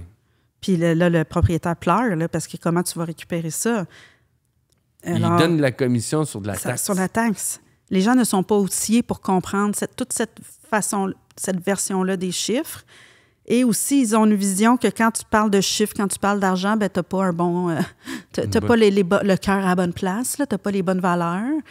Ouais. Ouais, mais pourquoi tu es en affaires? Exact. Ben, tant qu'à ça soit employé, je veux dire, ça donne rien, là. J'ai pas vu de... Moi-même, je roule pas sur l'or, là, je veux dire... C'est pas facile, là. La marge est mince. La marge est mince, je vis correctement, j'ai pas besoin de plus d'envie, je m'attends pas à être milliardaire un jour, même pas millionnaire, rien pantoute, mais je veux dire, quand même, on peut-tu juste comme se tirer un salaire qui est décent pour tous les efforts et l'énergie que ça demande. Dans ma formation, j'explique toutes les... Oui, c'est ça. Parle-en de ta formation, là. Ben, là, oui. Depuis... peut-être un bout de temps, tu as décidé de monter une formation. Ben, en fait, ça a commencé, puis c'est de la faute à Anna. Ah oui? Ah, c'est ça, c'est vrai. Là, je sais où tu t'en vas. Oui, c'est ça. À New York, ça a commencé. Écoute, un bon matin, je reçois un message sur Instagram de Anna qui me dit je monte un cours, là, je comprends pas tout, il est 6h15, là, je viens de me réveiller. Je t'invite à New York, à Brooklyn, Davines, je lis ça, là, elle me donne les dates. Là, c'est mes vacances avec ma famille. Puis c'est la semaine de relâche avec mes enfants. Là, je fais, hey, je peux pas y aller. Tu sais, on a prévu de faire des activités. On n'a pas prévu de partir ben, mais là, je me dis, je peux pas. Là, j'en parle avec mon mari, il dit, tu peux pas manquer ça, là. Tu sais, vas-y, là, on va s'organiser, puis tout ça. Finalement, il est venu avec moi, là. On a viré ça en petit trip de couple, là, mais bon. Fait que, on a fait garder les enfants, c'est bien le fun, mais bon. Fait que là, je dis oui. J'ai dit, OK, oui, je vais venir. T'sais. Fait que là, elle dit, parfait, je t'appelle tantôt. Là, vers 9h, elle m'appelle, elle me dit, elle m'explique un peu son truc. Puis elle dit, toi, t'aimes ça, le côté business, puis ça? Elle dit, je dis oui. Elle dit, parce que j'aurais aimé ça que tu donnes le cours de business à New York. C'est bon? Ben oui, chez Davines. OK. Là, j'ai dit, de quoi? Ben, elle dit, tu parles de ce que tu veux, puis ça peut durer 20 minutes, ça peut durer 1 heure, ça peut durer... Ben, pas toute la journée, là, mais je pense que j'avais max 1 heure, je m'en rappelle plus. C'est ça. Fait que là, mais moi, je suis une crinquée. Là. Dans l'après-midi, ma formation était montée, là. Tu sais, t'avais déjà tous les outils. Tu faisais... Ouais, mais c'était dans 2 semaines, là. C'était là. Non, mais pas pour ça. Là, j'étais là... Je m'adresse à des coiffeurs et des propriétaires de salons. Fait que si je parlais juste de business... les coiffeurs auraient moins aimé. Ouais, puis si je parle juste de... Ben, j'aurais pas parlé de coiffeur, mais tu sais, de motivation. Ben, c'est pour ça que je suis allée dans le leadership. Je suis allée parler de leadership. Puis j'ai monté ma formation de là pour 1 heure en anglais à Brooklyn devant devant Anna, devant Isabelle. J'étais bien intimidée de, en tout cas, ils de ont tout été ça. impressionnés. Ben c'est ça. Écoute, je m'attendais pas à ça. Puis je leur faisais faire un petit travail de réflexion aussi de pourquoi, c'est quoi leur mission chaque jour en se levant, en tout cas, bref. Puis les gens, je pense qu'ils ont vraiment apprécié. J'ai eu beaucoup de bons commentaires. Ben oui. Il y a des gens qui pleuraient. J'étais là, ben voyons donc. Qu'est-ce qui s'est passé? Ben, je sais pas. Fait que non, c'était vraiment... écoute, j'ai comme été sur mon nuage pendant une couple de semaines après ça. C'était pas mal cool. Puis là, Daniel me dit, faut que tu fasses ça à Montréal, tu sais. Fait que j'ai dit, OK. Puis là, là, 2 semaines environ, tu l'as fait à Montréal devant 25-30 personnes. Oui, c'est ça, une trentaine. Tous des gens de la coiffure du Québec. Oui, tous des propriétaires de salons ou gérants. Oui, là, je l'ai viré en une journée, par exemple. Ben parce oui. que là, c'était... Puis là, c'était pas juste de la motivation. Non. Là, c'était du concret, là. Dans le fond, ouais, c'est ça. Fait que ça commence avec les fondations, là, qui, à mon sens, sont un petit peu la vision, mission et les valeurs. Et la structure financière aussi, parce qu'on parle beaucoup de tout le reste. Puis là, on se dit, ça sera pas compliqué, je vais être occupée, puis ça va rouler tout seul. Mais non, tu sais, il faut quand même suivre quelques règles de mathématiques. Puis pour les suivre, il faut les connaître. Ouais. Si tu les connais pas, je comprends que tu peux pas les suivre. Exact. Tu y vas avec ton instinct. Mais les mathématiques à l'instinct, ça marche pas beaucoup, tu sais. Fait que moi, je me suis développé un côté un peu... Moi, j'aime beaucoup Excel. J'adore faire des tableaux Excel.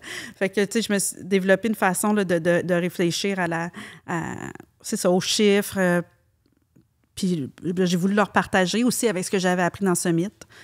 Fait que on a parlé de ça.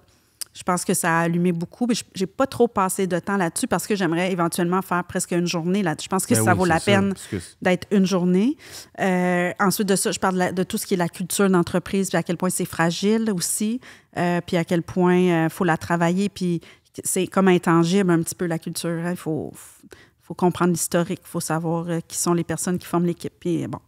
Ensuite de ça, je parle de l'embauche puis d'accueillir les gens. Je pense qu'on l'échappe beaucoup à ce niveau-là. On embauche vite parce qu'on est mal pris. Puis je comprends, je l'ai faite là, tu sais. Je comprends tout à fait, mais donc je parle c'est ça, comment on embarque quelqu'un avec nous. C'est pas simplement de dire bienvenue dans l'équipe, ici, voici tes collègues et les toilettes sont là, puis tu peux mettre ta sacoche ici, puis bonne journée. Bienvenue chez nous. Là, du manuel d'équipe. Oui, bien sûr. Moi, chez Meds, le manuel, je pense qu'il fait 34 pages. Là, puis je n'ajoute à chaque année selon ce qui s'est passé ou selon les questionnements. Je dis, ça, c'était pas clair. Il faudrait que ce soit clarifié dans le manuel ou je sais pas quoi. Fait qu'il est toujours amélioré. Mais c'est primordial d'avoir ça. Puis ça devient un outil de travail aussi pour les gestionnaires, d'être capable de retourner à ça, voir un peu qu'est-ce qui...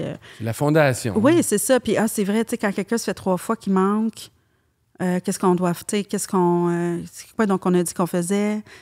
Ça, c'est important parce que moi, j'en parle souvent. Mettons, si quelqu'un fait 3 fois qu'il arrive en retard ou 3 fois qu'il manque, bien, il ne faut pas que la personne qui est concernée sente que c'est improvisé. C'est ça quand ça fait « Ah, ben là, c'est injuste, toi, tu m'aimes pas, c'est pour ça que tu décides de faire ça. » Quand c'est écrit, ça élimine le doute d'injustice, c'est comme ça, mais il faut que tu le fasses. C'est ça. Il faut que tu le suives, parce que là, à certains, tu fais des laissés-passer, et là, tu perds ta crédibilité. Exact. Fait que ça, tu as parlé de ça, puis tu avais 5 chapitres. Oui, c'est ça. Hein? Après ça, c'est l'évaluation. Donc, évaluer dans l'ensemble le salon, comment ça se passe, mais aussi où se situe chaque personne dans leur développement de carrière. Fait qu'avec des rencontres de développement de carrière mensuelles, j'en propose des trimestriels ou des annuels, dépendamment. Comment faire pour mener ça, puis... s'assurer que les gens continuent d'aller dans la bonne direction. Tu sais, on dirait que le mot évaluation il est comme un peu pas craint, là, mais... il fait peur. Il fait peur, mais... Nous, quand on a commencé ça, Isabelle était là, comment ils vont percevoir ça? Puis en fin de compte, les premières qu'on a faites, tout le monde était stressé. Puis après, tout le monde était heureux. C'est comme ça fait du bien. Oui, ça leur là, donne il n'y a plus normalement... personne qui a peur de ça maintenant. Ben non. C'est important. C'est ça. Moi, j'en ai qui viennent me le demander. Tu sais, si jamais, des fois, pour X raison, on a dû... Tu sais, ça arrive... c'est toujours prévu dans l'horaire, mais quelque chose arrive. La personne est absente quand c'est prévu, c'est correct. Il faut qu'on le remette, mais ils vont venir me voir. Marie-Ève, il faut le remettre, là. OK, oui, tu sais. Fait que nous, on appelle ça des one-on-one, ou, tu sais, mais c'est d'évaluer où est-ce que tu es rendu, comment ça se passe. Puis c'est un moment aussi pour leur permettre de nous dire s'il y a des choses, des craintes, des insatisfactions, de whatever. C'est pas juste de parler des chiffres, là, parce que... Puis souvent, c'est positif, là. L'évaluation, c'est pour, justement, montrer à la personne que qu'est-ce qui a été fait, c'est positif. Oui, aussi. C'est rarement que c'est du négatif, de toute façon. Ça. Exact. Je parle aussi des rencontres, des meetings, de l'importance d'avoir un meeting d'équipe structuré, et non pas juste quand ça va mal. Je pense que des gens évitent les meetings. C'est plate, ça sert à rien, ça dit tout le temps la même chose, alors qu'il n'y a pas de structure. Puis sinon, on va caler des meetings quand ça va vraiment mal. Puis là, c'est un meeting de lavage de linge sale.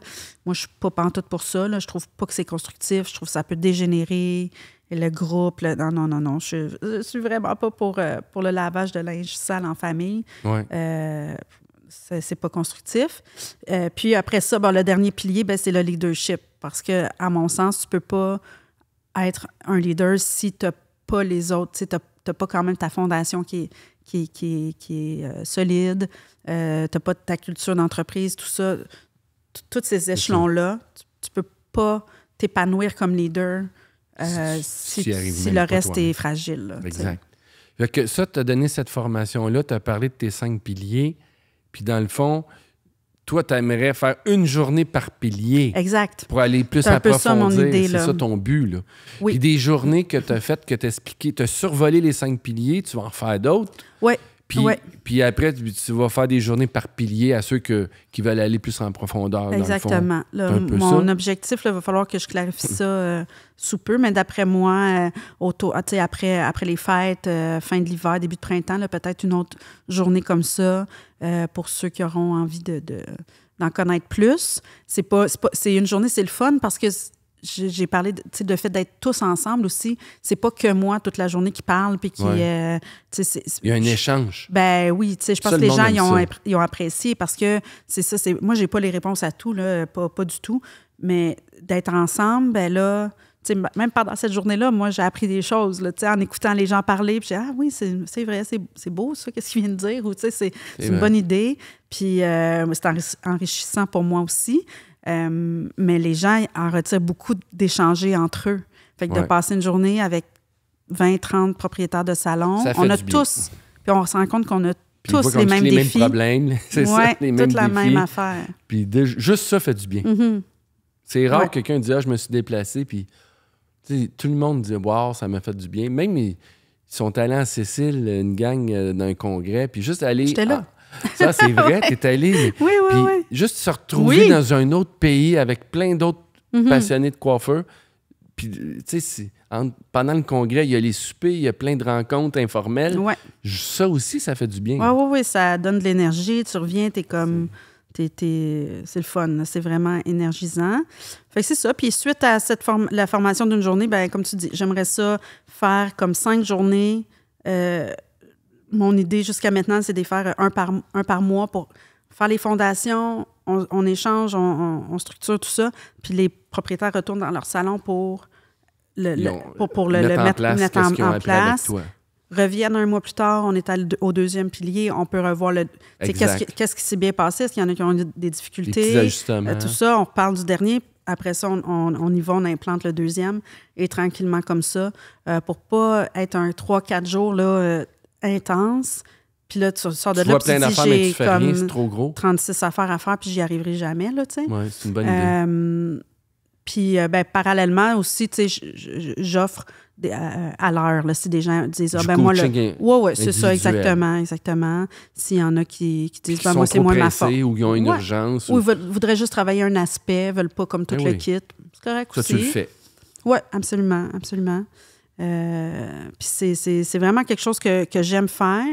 Mon mandat, c'est d'élever la valeur. C'est ça. Élever la coiffure au Québec aussi. Exactement, le succès des autres salons amène le succès des autres. Oui. Il faut tout le temps s'entraider. Oui. Puis comme toute mon historique, là, comme je t'ai conté au début, puis ça, puis elle a pris que Ginette avait vendu son salon, puis tout ça. Toutes ces choses-là, je me suis dit, ça se peut pas qu'une belle industrie comme ça, tout le monde va chez le coiffeur. Oui. Chez l'esthéticienne, peut-être pas tout le monde, mais beaucoup. Une belle industrie de même fait... On fait pas d'argent à la fin de la... la business fait pas d'argent. Ça a comme pas trop de valeur. Il y a tout l'aspect du travail au noir aussi qui fait baisser la valeur. Là, ça serait un autre podcast. Je pense que c'est ça, c'est un autre podcast, mais dans le sens que là, tu ouvres une porte que le gouvernement, il n'y a plus de structure en coiffeur. C'est la jungle. C'est fou. Puis c'est plate, mais dans le sens qu'il y a de la coiffure à 2 vitesses. Tu as du monde qui suivent toutes les règles. Exact. Puis tu as les naïfs, on en fait partie. Puis tu as ceux qui ne suivent pas les règles. Ouais. Puis la rentabilité est là grâce au fait qu'ils ne suivent pas les règles. Puis là, ben, le gouvernement laisse faire ça. Puis il y a même plein de monde qui ne suivent même pas les règles, mais ils ne sont même pas au courant qu'ils ne suivent pas les règles. C'est même pas de la mauvaise foi. Parce qu'ils ont été montrés comme ça. Puis ils ont appris comme ça. Exact. Puis le gouvernement laisse faire ça. Puis tout le monde se pitche la balle. Et puis aussi, pendant 40 ans, ils ont formé 1500 coiffeurs à 2000 coiffeurs par année sans se soucier est-ce qu'il y en a assez ou pas assez. Un prix, c'est l'offre et la demande. Si on veut que le prix des services de coiffure augmente, il faut que l'offre baisse. Mais pendant 40 ans, on forme 2000 coiffeurs par année. La plupart là-dedans ne veulent même pas aller travailler dans un salon de coiffeur.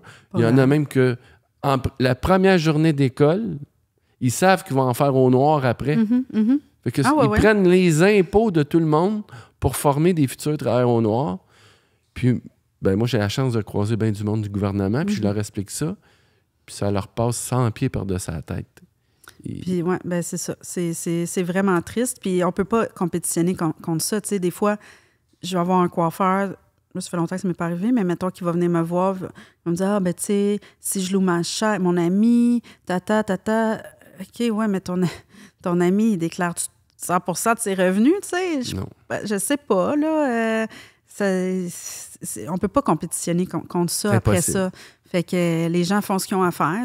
C'est correct. Ben, non, c'est pas correct, mais c'est sûr que pour les employeurs, les salons avec des salariés, ça devient un petit peu plus difficile. Puis quand je regarde, je pense que c'est 22 000 que ça dit qu'on gagne les coiffeurs par année en moyenne. Là, quand tu regardes, je sais que c'est pas haut. Hein, ça. Et on sait que c'est pas vrai. Ben, les assistants gagnent même pas ça. Ils gagnent plus que ça. Voyons, c'est sûr que c'est pas vrai, mais c'est ça qui est sur la moyenne des T4. Ça donne 22 000. Fait que ça donne une idée qu'il y en a qui sont pas mal bas. Parce qu'il y en a qui sont hauts. Chez nous, ils sont hauts, les T4. C'est ça. Fait qu'il y a un problème à quelque part. C'est ça. Mais il n'y a pas de volonté de vouloir régler tout ça. Puis c'est ça. Mais de toute façon aussi, moi, dans ça, je parle avec du monde, mettons, la mère est coiffeuse monoparentale, puis elle, les règles, là, elle les a loin, là. Elle a une commande à payer, un loyer à payer, elle a ses enfants à nourrir. Elle a fait son mieux pour aboutir, réussir. Ouais. C'est pour ça que ça prend vraiment qu'il faut que le gouvernement s'investisse, il faut qu'il s'implique. Mais moi, j'ai pas le goût de taper sa tête de la personne qui a de la difficulté à arriver. Non. Il faut trouver la solution avant. Puis la solution vient vraiment de l'offre et la demande. Puis il faut que s'il y a des arbitres, il faut que la game soit juste pour tout le monde. Ouais. Là, la game n'est pas juste, puis l'offre est trop forte. Parce qu'un jeune qui sort en mécanique auto, il travaille dans un garage, il facture 105 $ de l'heure. Ouais. Ben, en coiffeur, l'entrée d'argent à l'heure au Québec, on n'est pas à 105 $. Là. Non. C'est très bas. Là. Ouais. Fait que c'est dur. Là, Absolument. C'est ça qu'il faut régler en premier. Oui. Puis plus il va y avoir des coiffeurs aussi, je pense ou des personnes qui ont fait un cours de coiffeur parce qu'ils ne savaient vraiment pas quoi d'autre faire, puis qui vont travailler dans des salons avec des techniques douteuses. Tu sais, le nombre de fois qu'on a vu des clients arriver puis dire... c'est comme s'ils vont nous dire un peu quoi faire parce qu'ils l'ont vu sur YouTube ou parce qu'ils ont eu une mauvaise expérience puis ils pensent qu'ils sont plus capables que nous autres, mais c'est parce qu'ils ont une vision de notre métier qui n'est pas très élevée par leur expérience passée ou par leurs observations. Alors, c'est sûr que pour eux, après, tu dis, ben moi, ma coupe est 80 plus taxes ou je sais pas trop. Ils peuvent faire un saut, là, tu sais, je comprends. Oui. Mais en même temps... Des fois, les gens, c'est ça, quand on a des discussions à ce niveau-là, comme quoi que c'est cher ou quoi que ce soit, puis je me dis, bien, quel autre professionnel travaille, tu sais, un massothérapeute, une physio, n'importe quoi, là, je sais plus, là. Il n'y a personne qui travaille en bas de 100 $ de l'heure, là. Ben non, ça n'existe plus. Puis pourquoi qu'un coiffeur, nous, il faut que ça soit 30 $. Un coup que tu as payé produit, que tu as payé l'assistante, tu as payé la réceptionniste, tout le kit, il faut que... Mais ça ne fonctionne pas. Il faut... c'est ça. Il faut élever le niveau. Puis plus on va avoir des coiffeurs éduqués, des propriétaires de salons solides, éduqués, qui savent être en affaires, puis pourquoi ils sont en affaires, bien, plus le niveau va s'élever d'eux-mêmes. Tu sais. Dans mes 2 salons, je considère que j'ai des gens très intelligents et avec plein de capacités incroyable. Fait que le niveau chez nous, moi, je le trouve très, très élevé. Là, exact. Tu peux tenir n'importe quelle conversation avec à peu près n'importe qui chez nous. Là. Ben, pas à peu près, avec tout le monde. Puis c'est des gens qui sont allumés, qui sont passionnés, qui savent ce qu'ils font, qui s'éduquent. Je vois pas pourquoi ça vaut moins qu'un autre métier. Qu'une massothérapeute. Là, c'est le même nombre d'heures d'études qu'un plombier, qu'un mécanicien d'auto, qu'un menuisier, qu'un électricien. Pourquoi que l'entrée d'argent à l'heure n'est pas là? Puis, c'est l'image, là. C'est tout. On joue avec l'image des gens, avec toute leur confiance en eux, avec ce qu'ils dégagent, ça demeure important. Pour certains, ça peut paraître superficiel. Pour moi, ça ne l'est pas du tout, là, tu sais. Ben, moi, je pense que ça vient beaucoup du gouvernement. Puis, c'est plate, là, mais on dirait qu'ils ont comme les métiers qui sont majoritairement exécutés par des femmes. On dirait que le gouvernement a délaissé ces métiers-là parce que les professeurs d'école sont pas payés à leur juste valeur. Les infirmières sont pas payées à leur juste valeur. Puis je pense que la coiffeur, les esthéticiennes aussi. Je sais pas si... Tu sais, c'est pour ça que quand je vois des femmes qui prennent le contrôle des gouvernements, puis me disent, ben ils vont faire bouger les choses. Puis là, ça me donne de l'espoir, mais on dirait que ça se fait pas. Ça se fait pas, non. On dirait qu'ils n'ont même pas le goût de faire bouger les choses. On en a eu, mais là, à un moment donné, il faut que ça se fasse parce que il faudrait. C'est pas correct. Ouais. Mais j'avais jamais pensé à cet aspect-là du fait qu'on soit plus de femmes. J'avais jamais pensé à ça, mais... premièrement, avant, il y avait un comité paritaire. Oui, je n'étais pas là, mais oui. Je pense que c'est Mme Marois qui a fait débarquer ça en promettant d'amener une structure plus forte, mieux faite, puis plus juste, puis ça n'a pas été fait. Fait qu'ils ont débarqué la structure qui n'était pas parfaite en promettant d'en mettre une meilleure. Ils l'ont débarqué, puis ils n'ont pas fait l'étape 2. C'est ce qui fait le désastre qu'on vit aujourd'hui. Ouais. Puis là, tous les gouvernements ont tous passé depuis 1983, puis il n'y a personne qui a pris le temps. Pourtant, ça serait si facile. Puis ils pourraient nous demander de l'aide, des conseils, monter une structure qui pourrait être juste pour tout le monde, puis que tout le monde pourrait améliorer leur sort. Mais là, pour l'instant, ils n'ont pas le goût. Mais là, on va lâcher ça. OK, ça va faire. Je veux un autre point que je trouve qui est important, que j'aimerais que tu nous partages. Toi, tu as fait un virage dans tes salons écologique. Ah, oui. Tu sais? Puis, oui. Tu sais, c'est quand même pas tout le monde qui prend cette tangente-là. Tu l'as pris. Même nous, ça a pris un certain temps avant qu'on le fasse. Puis au début, on a eu même peur des fois. Ouais. On est-tu trop rapide? Puis tout ça, tu l'as fait. Puis es-tu contente de ça? Oui. Bien, écoute, je vais te conter quelque chose. Ouais. Quand on a parti le premier salon, je disais que, tu sais, qu'on pourrait bien... Tu sais, il faudrait qu'on se démarque, puis tout ça, mais à ce moment-là, je pense qu'il y avait comme juste Aveda, là, qui était comme... Qui était... Puis dans ma tête, c'était des produits qui étaient beaucoup trop chers pour Verdun. Je me disais, je ne me rappelle plus ça coûtait combien, là, mais je me disais, ouais, en tout cas, bref. Fait que c'était pas une option trop d'avoir une compagnie de produits qui soit écologique. Puis j'avais un client qui commence à me dire qu'il fait des murs écologiques. Puis là, ça m'allume. Je dis, on va essayer d'être un salon écologique. On va poser des gestes. Fait qu'on a été tout de suite informatisés pour essayer d'avoir le moins possible de papier. Tout ça. Puis j'avais vu passer des affaires, je pense, dans le salon magazine ou je ne sais pas trop quoi, de Green Circle. Oui. Mais c'était pas rendu ici. Fait que bon. Donc, ce gars-là qui fait des murs végétaux, fait que dans le fond, c'est un cadre dans le mur, rempli de plantes. Puis là, lui, il me dit, tu vas voir, ça va être super facile. Il y a tout un système d'irrigation parce que moi, j'ai pas trop le pouce vert, là. Mais en tout cas, je sais, mais ça marche pas tellement.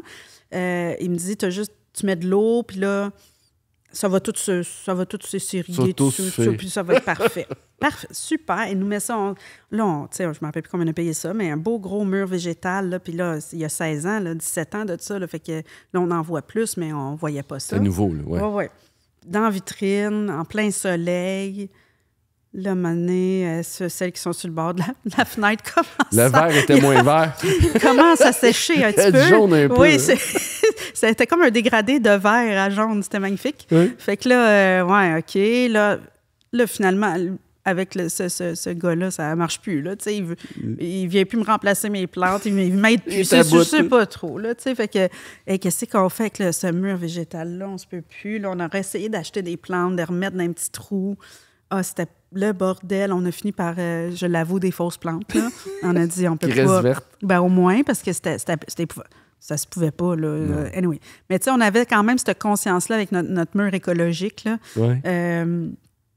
Puis que ça purifiait l'air, puis tout ça. Fait que c'est ça. Puis là, ben, à un moment donné, j'entends que Green Circle arrive au Québec. Puis je pense que c'était Scott Moon qui s'occupait de ça déjà à ce moment-là. Puis je le connaissais parce que j'étais avec Redken, puis lui, il avait été chez Redken. Donc, je communiquais avec lui. Puis je pense qu'on a été le premier salon à embarquer là, dans Green Circle il y a 12-13 ans, là, je ne sais plus trop. Fait que ça, c'était quasiment ta plus grosse action pour aller vers un salon vert. Là. Ben, c'est ça. Ben, c'est sûr que moi, en étant locataire dans mes locaux, je veux pas investir dans un, tu sais, de trucs à énergie solaire. Mais non, c'est ça. Je peux pas faire ça, là, c'est pas à moi le building. Mais on essaie de faire le plus de petits gestes qu'on peut. Après ça, est arrivé Davines dans notre vie. Fait qu'on a Ça cadrait bien que tes valeurs. Exactement. Fait qu'on a décidé de choisir Davines, puis à un moment donné, ça a été comme exclusivement Davines. Donc, on a sorti toutes les autres marques qu'on avait. Là, maintenant, on a aussi Rika, qui est une autre gamme de prix, donc ça répond à un autre besoin. Moins cher. C'est ça, exactement. Fait que, mais écologique aussi? Oui, c'est ça. C'est vegan, c'est vraiment une bonne... Okay. C'est eux qu'on est allé voir en Sicile, d'ailleurs, okay. mais ouais. Fait que avec Rika, puis on a des Eco-Aids aussi dans nos lavabos qui régulent un petit peu la pression d'eau. Exactement, puis l'utilisation d'eau chaude. Ça, on a vraiment vu une différence là, sur nos comptes d'hydro. OK. Oui, par rapport à l'utilisation d'eau. Fait que c'était pas juste pour le compte d'hydro, mais c'était aussi... L'autre chose qu'on a, c'est un truc qui s'appelle Vish. Je connais pas ça. Ça pèse ta couleur. OK. Donc, tout est informatisé. On peut pas non plus oublier d'inscrire une formule de couleur. Fait que ça, je trouve ça assez génial parce que quand j'étais coiffeuse 5 jours semaine, mettons que ça m'est arrivé vraiment souvent de ne pas écrire ma formule puis de me dire après cette cliente-là, je vais aller réécrire ma formule. Là, il faut que ça soit instantané. Bien là, c'est dans la balance. Fait que on peut pas... Ah, mais je l'ai vu, ça. J'ai vu cette application-là à l'Estérel. Oui, je pense que c'était ça. Une démo de ça. Oui, ça fait des années. Mais moi, je ne l'ai pas faite. Oui, bien nous... Je me disais peut-être ça va peut-être marcher ou pas marcher. Je n'ai jamais rien entendu parler. Toi, tu l'as fait. On l'a fait, sais-tu quand? En revenant de la COVID. OK. On l'avait vu à l'Estérel avec toi. Puis en revenant de la COVID, on s'était dit, ouais, là, les clientes vont arriver avec des repousses longues de même. Ça va nous prendre 2 fois le montant de la quantité de produits. Puis là, mettons, nos racines sont 65 là. Je vais dire n'importe quoi. Mais tu sais, chez nous, c'est calculé. 65 c'est 125 grammes de produits. Fait que si tu mets 140, tu charges le 15 grammes de plus. C'est comme ça. Mais là, on y allait, pas freestyle, mais on y allait un petit peu... Sur la bonne foi, là. Ben oui, il faut que le coiffeur nous le dise. Tandis que là, Là, c'est pesé. C'est pesé, puis ça s'en va à la réception. Fait que la réceptionniste... Ils te fournissent les balances, la compagnie, puis c'est branché à ton logiciel? C'est branché dans un iPad qui communique avec l'ordinateur de la réception. Puis ça coûte cher? Là, il faudrait demander à Julie, mais je pense que c'est à peu près 150 $ par mois. OK. Bien, si tu le sais pas, c'est que ça n'est pas si cher. Non, c'est ça. C'est ça. Je pense que c'est à peu près 150 $ par mois par balance. Par contre... un salon, peux-tu marcher avec une balance? Ben oui, okay. Ben oui. C'est juste que quand tu es vraiment plusieurs, ben là, si tu es en train de le faire, l'autre, il faut qu'elle attende que tu aies fini. Fait que c'est un peu ça. Mais la partie écologique de ça, c'est que quand tu as terminé, tu vas repeser ton bol. Fait que, mettons qu'il reste 30 grammes. OK.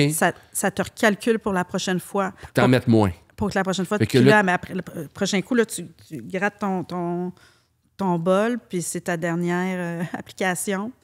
Puis c'est terminé. Tu ne gaspilles plus. Oui, tes formules sont fabriquées, puis ils s'ajustent, dans le fond. Exact. Grâce à ça. Mais il faut aller repeser. Si on ne repèse pas, bien là, non, puis ça là, s'ajuste pas. Ils sont disciplinés, ils le font? Pas tous? Pas tous, mais ils n'ont pas le choix d'aller faire d'aller peser pour la formule, mais c'est plus le repesage, le re-weight qu'on dit. Des fois, oui, c'est ça. OK, mais c'est une bonne idée, ça. Oui. Puis ça marche logistiquement, là. Oui, au début, les coiffeurs ne nous ont pas aimé beaucoup. OK. Mais on était tellement enthousiastes plutôt, à cette idée qu'à un moment donné, ils ont emboîté le pas. Puis je pense que là, maintenant, c'est assez acquis, là, ça va. Mais le virage écologique, ton staff, ils sont fiers là, de travailler dans un salon qui travaille je pense des que produits. Oui. Je pense bien que oui, là, je l'espère, là, mais oui. B Corp, puis tout. Oui, Je exactement. pense que le monde, c'est un plus. C'est un plus. Puis tu vois, à un moment donné, l'année passée, avec la COVID, le dos large, mais en tout cas, avec la COVID, il y avait eu un problème avec des produits là, qui étaient backorder, qu'on n'arrivait pas à avoir chez Davines. Oui. Puis là, on était un peu mal pris, puis c'était le temps des fêtes qui arrivait, des produits revente, là. OK. Puis on a décidé d'aller avec une autre compagnie qu'on avait avant, qui n'est pas B Corp, puis tout ça, mais qui est moins cher. Juste au moins en attendant là, que, tu sais, ça... Fait que... Puis là, les coiffeurs, du coup, ils étaient contents en disant on aimait coiffer avec ces produits-là, c'est le fun, mais finalement, il n'y a rien qui sort. OK. Je les ai encore sur mes tablettes, là, c'est presque 1 an plus tard. Fait que pas juste ton staff, ta clientèle. Ils n'achètent pas. Fait que le staff Ils achètent quand c'est écologique. haïsse pas, c'est-à-dire le produit, mettons, parce que peut-être c'est des produits qui vont tenir un peu plus, ou tu sais, vu qu'il y a plus de chimie. De silicone. Ouais, je sais pas quoi, là. Mais j'en vends pas. OK. Fait que Tandis que l'autre, ça se vend mieux. Ben, j'ai pas vu de baisse de Davines dans mes affaires, là, tu sais. Fait que je pense que si jamais les gens trouvent que Davines, c'est pas pour leur portefeuille, ben soit qu'ils allaient ailleurs, là. C'est pour ça qu'on a rentré Rika pour pouvoir offrir une alternative. OK. Mais que ça, c'est un plus. Oui, ça marche bien quand même aussi. Ça fait, je sais plus combien de temps qu'on l'a là, depuis cet été, je pense, à peu près, là. Les coiffeurs commencent à vraiment l'apprécier, à le connaître un peu plus, là. Fait que... Puis, changement de sujet, je voulais te féliciter quand même pour ton audace. À un moment donné, j'ai écouté une nouvelle, puis il y avait une émission de télévision. Je savais que tu allais me parler de ça. Je m'en vais dans le tour, je me disais, oui? non, j'espère qu'il me sort pas ça, là, lui. Non, là. mais... Aïe. Ben, Oui, vas-y donc. C'est pas négatif, mais non, je sais sincèrement. bien. Non, mais moi, j'ai pas trouvé bien. ça beau. Je disais, hey, elle a de l'audace. Je me souviens plus c'était quoi l'émission. Là. Enquête. Moi, je m'en souviens. Puis là, t'avais passé là. Ah, oui. J'avais-tu parlé, moi, à cette émission-là? Je me souviens plus. Je pense que oui. Oui, aussi? Oui. Puis on s'était parlé, on se connaissait pas, on s'était jamais parlé de à des cette voix. époque-là? Mais je pense qu'après, on s'était texté là, pour... Ah oui. Il me semble. Là, mais en tout cas, ben c'est ça. Mais t'es quand même quelqu'un qui s'implique, puis que t'as des idées, puis tu veux faire bouger les choses. Ben moi, j'admire ça. Ah, ben merci. Puis, ben là, Ouais, je sais que je sens que ah, on non, ça me pas dérange. plus loin. Non, ça me dérange pas. Non, je niaise un peu. C'est parce que, écoute, j'ai pas... dans le fond, ce qui est arrivé, là, je peux pas dire toutes les affaires, là, comment les journalistes s'y prennent pour te faire parler. Là. Ils ont le tour? Ils ont le tour solide. Bref, je me fais approcher à un moment donné pour parler de ça. Puis, tu sais, moi, c'est un peu mon cheval de bataille, là, fait que ça tombe bien. Là, je suis crinquée. En plus, là, je viens de perdre une coiffeuse qui me dit qu'il s'en va louer sa chaise pour pouvoir s'en mettre plus dans les poches. Fait que je suis comme pas contente déjà. Ouais. Fait qu'elle, elle m'appelle. Ça tombe donc bien. T'sais. C'est ça, là, là je suis dedans. Mais au début, je veux juste les rencontrer. Et là moi, je suis là, ben, je veux pas mon nom, je veux pas mon visage. Là, je vais dénoncer, ça me dérange pas. Mais moi, je dirais pas de nom non plus. Là elle me dit, ouais, mais là... T'as pas ton nom, t'as pas ton visage, tu dis pas de nom, ça sera pas très fort, crédible. Comme tu sais. Ouais. Ben, j'ai dit, OK, je vais le faire. Si vous me promettez, vous avez au moins 2 autres personnes qui ont le même avis que moi, que je suis pas toute seule. OK. Ben, c'est pour ça qu'ils m'ont appelé. Après, c'est ça. Fait que là, ils me disent oui, blablabla, OK.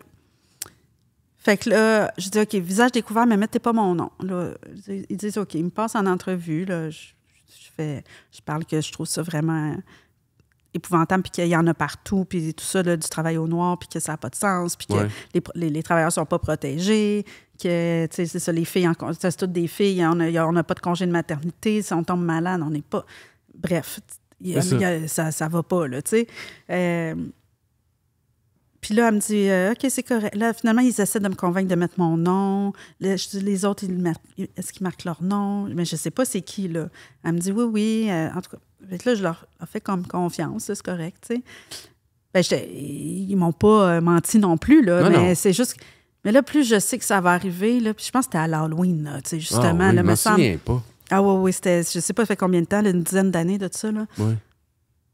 Puis là, j'entends que, OK, ça va être là, on part de la coiffure en enquête. Puis j'étais chez nous, là, j'étais couché. Là, mon chum, il dit, ben viens l'écouter. Non, je peux pas l'écouter. Mais moi, j'avais comme peur des répercussions. Oui. C'était ça, là, je me disais, je suis donc bien folle d'avoir fait ça, là, ça n'a pas de sens. Ah, je me sentais... Ça n'a pas fait de répercussions. Pas en tout, là, rien. Là, zéro. Non, mais ça n'a même pas fait des bonnes répercussions. Ça ne servait à rien. Le gouvernement n'a rien foutu avec ça. Puis il n'y a pas grand journaliste qui prend la peine de parler de tout ça. Tu sais, ils aiment ça, les scandales, les ci, les ça. Puis ils sont tous pour la justice. Moi, j'ai parlé souvent des journalistes de Radio-Canada, TVA, puis je vais en profondeur des fois, parce que des fois, je m'attends. Des fois, au début, je voulais rien dire. Puis là, plus je vieillis, plus je dis. Ah oui, ben c'est ça qui arrive, puis, hein? On n'a plus de patience. Ça les emmerde, les journalistes. Ils sont tous scandalisés, puis ils se rendent compte qu'eux autres, même, souvent, ils encouragent un salon de coiffeur qui fait que du noir. Ouais. Puis, j'avais jamais réalisé. Puis, je leur explique comment faire pour savoir, tu sais. Puis, oui, d'après moi, je suis dans un salon comme ça. Puis, ils vont jamais en profondeur, tu sais. Non. J'ai même dit une fois, j'avais su qu'il y avait des commissions scolaires qui inscrivaient des gens dans des cours de coiffure qui étaient morts. Oui. Il y a des profs qui me disent ça. On inscrit des morts. Mais pourquoi? Parce qu'ils ont des quotas à atteindre, sinon ils ne peuvent pas partir le groupe. Là, je trouvais ça un peu spécial, tu sais. Mais oui. c'est un scandale, là. Ils partent le cours grâce à ça. J'ai expliqué ça à des journalistes. Ils ont dit, on va peut-être aller plus en profondeur. Ils n'ont jamais été. Non. Ça les intéresse pas. Non. Puis c'est ça. Tout le monde fait n'importe quoi. Puis c'est ça. C'est comme ça. Oui. Mais en tout cas, j'ai eu peur cette fois-là. Ben, peur. J'ai eu peur des répercussions, mais comme c'est ça. Il n'y en a pas eu, ni des mauvaises ni des bonnes. Fait que, c'est ça. C'est ça. On apprend à vivre avec ça. Ben oui, c'est ça. C'est bien correct. Y a-tu une question que je t'ai pas posée?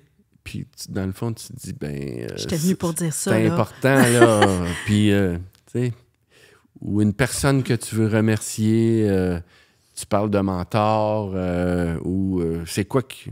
C'est ça, y a-tu de quoi qu'on n'a pas parlé ensemble, mais que tu penses que c'est important, qui fait que tu es rendu là aujourd'hui? Ben, tu sais, c'est ça, je m'en venais dans l'auto, puis là, je me disais, tu sais, je savais pas trop quelle question tu allais me poser, puis je me disais, tu sais, si jamais il me demande, tu sais, pas c'est quoi la difficulté, ou, tu sais, ma question, je me pose pas la bonne question, mais j'ai la réponse, par exemple. On va jouer, il y a un jeu comme ça. Jeu au pardi. C'est ça. Ce que je veux pas oublier, puis que parfois j'oublie, puis que un conseil que c'est de se fier à son intuition, tu sais. Puis ça, en affaires, on essaie beaucoup de dire, tu sais, soyons cartésiens, les faits, tu sais, c'est toujours vrai, les faits, rester de tout ça.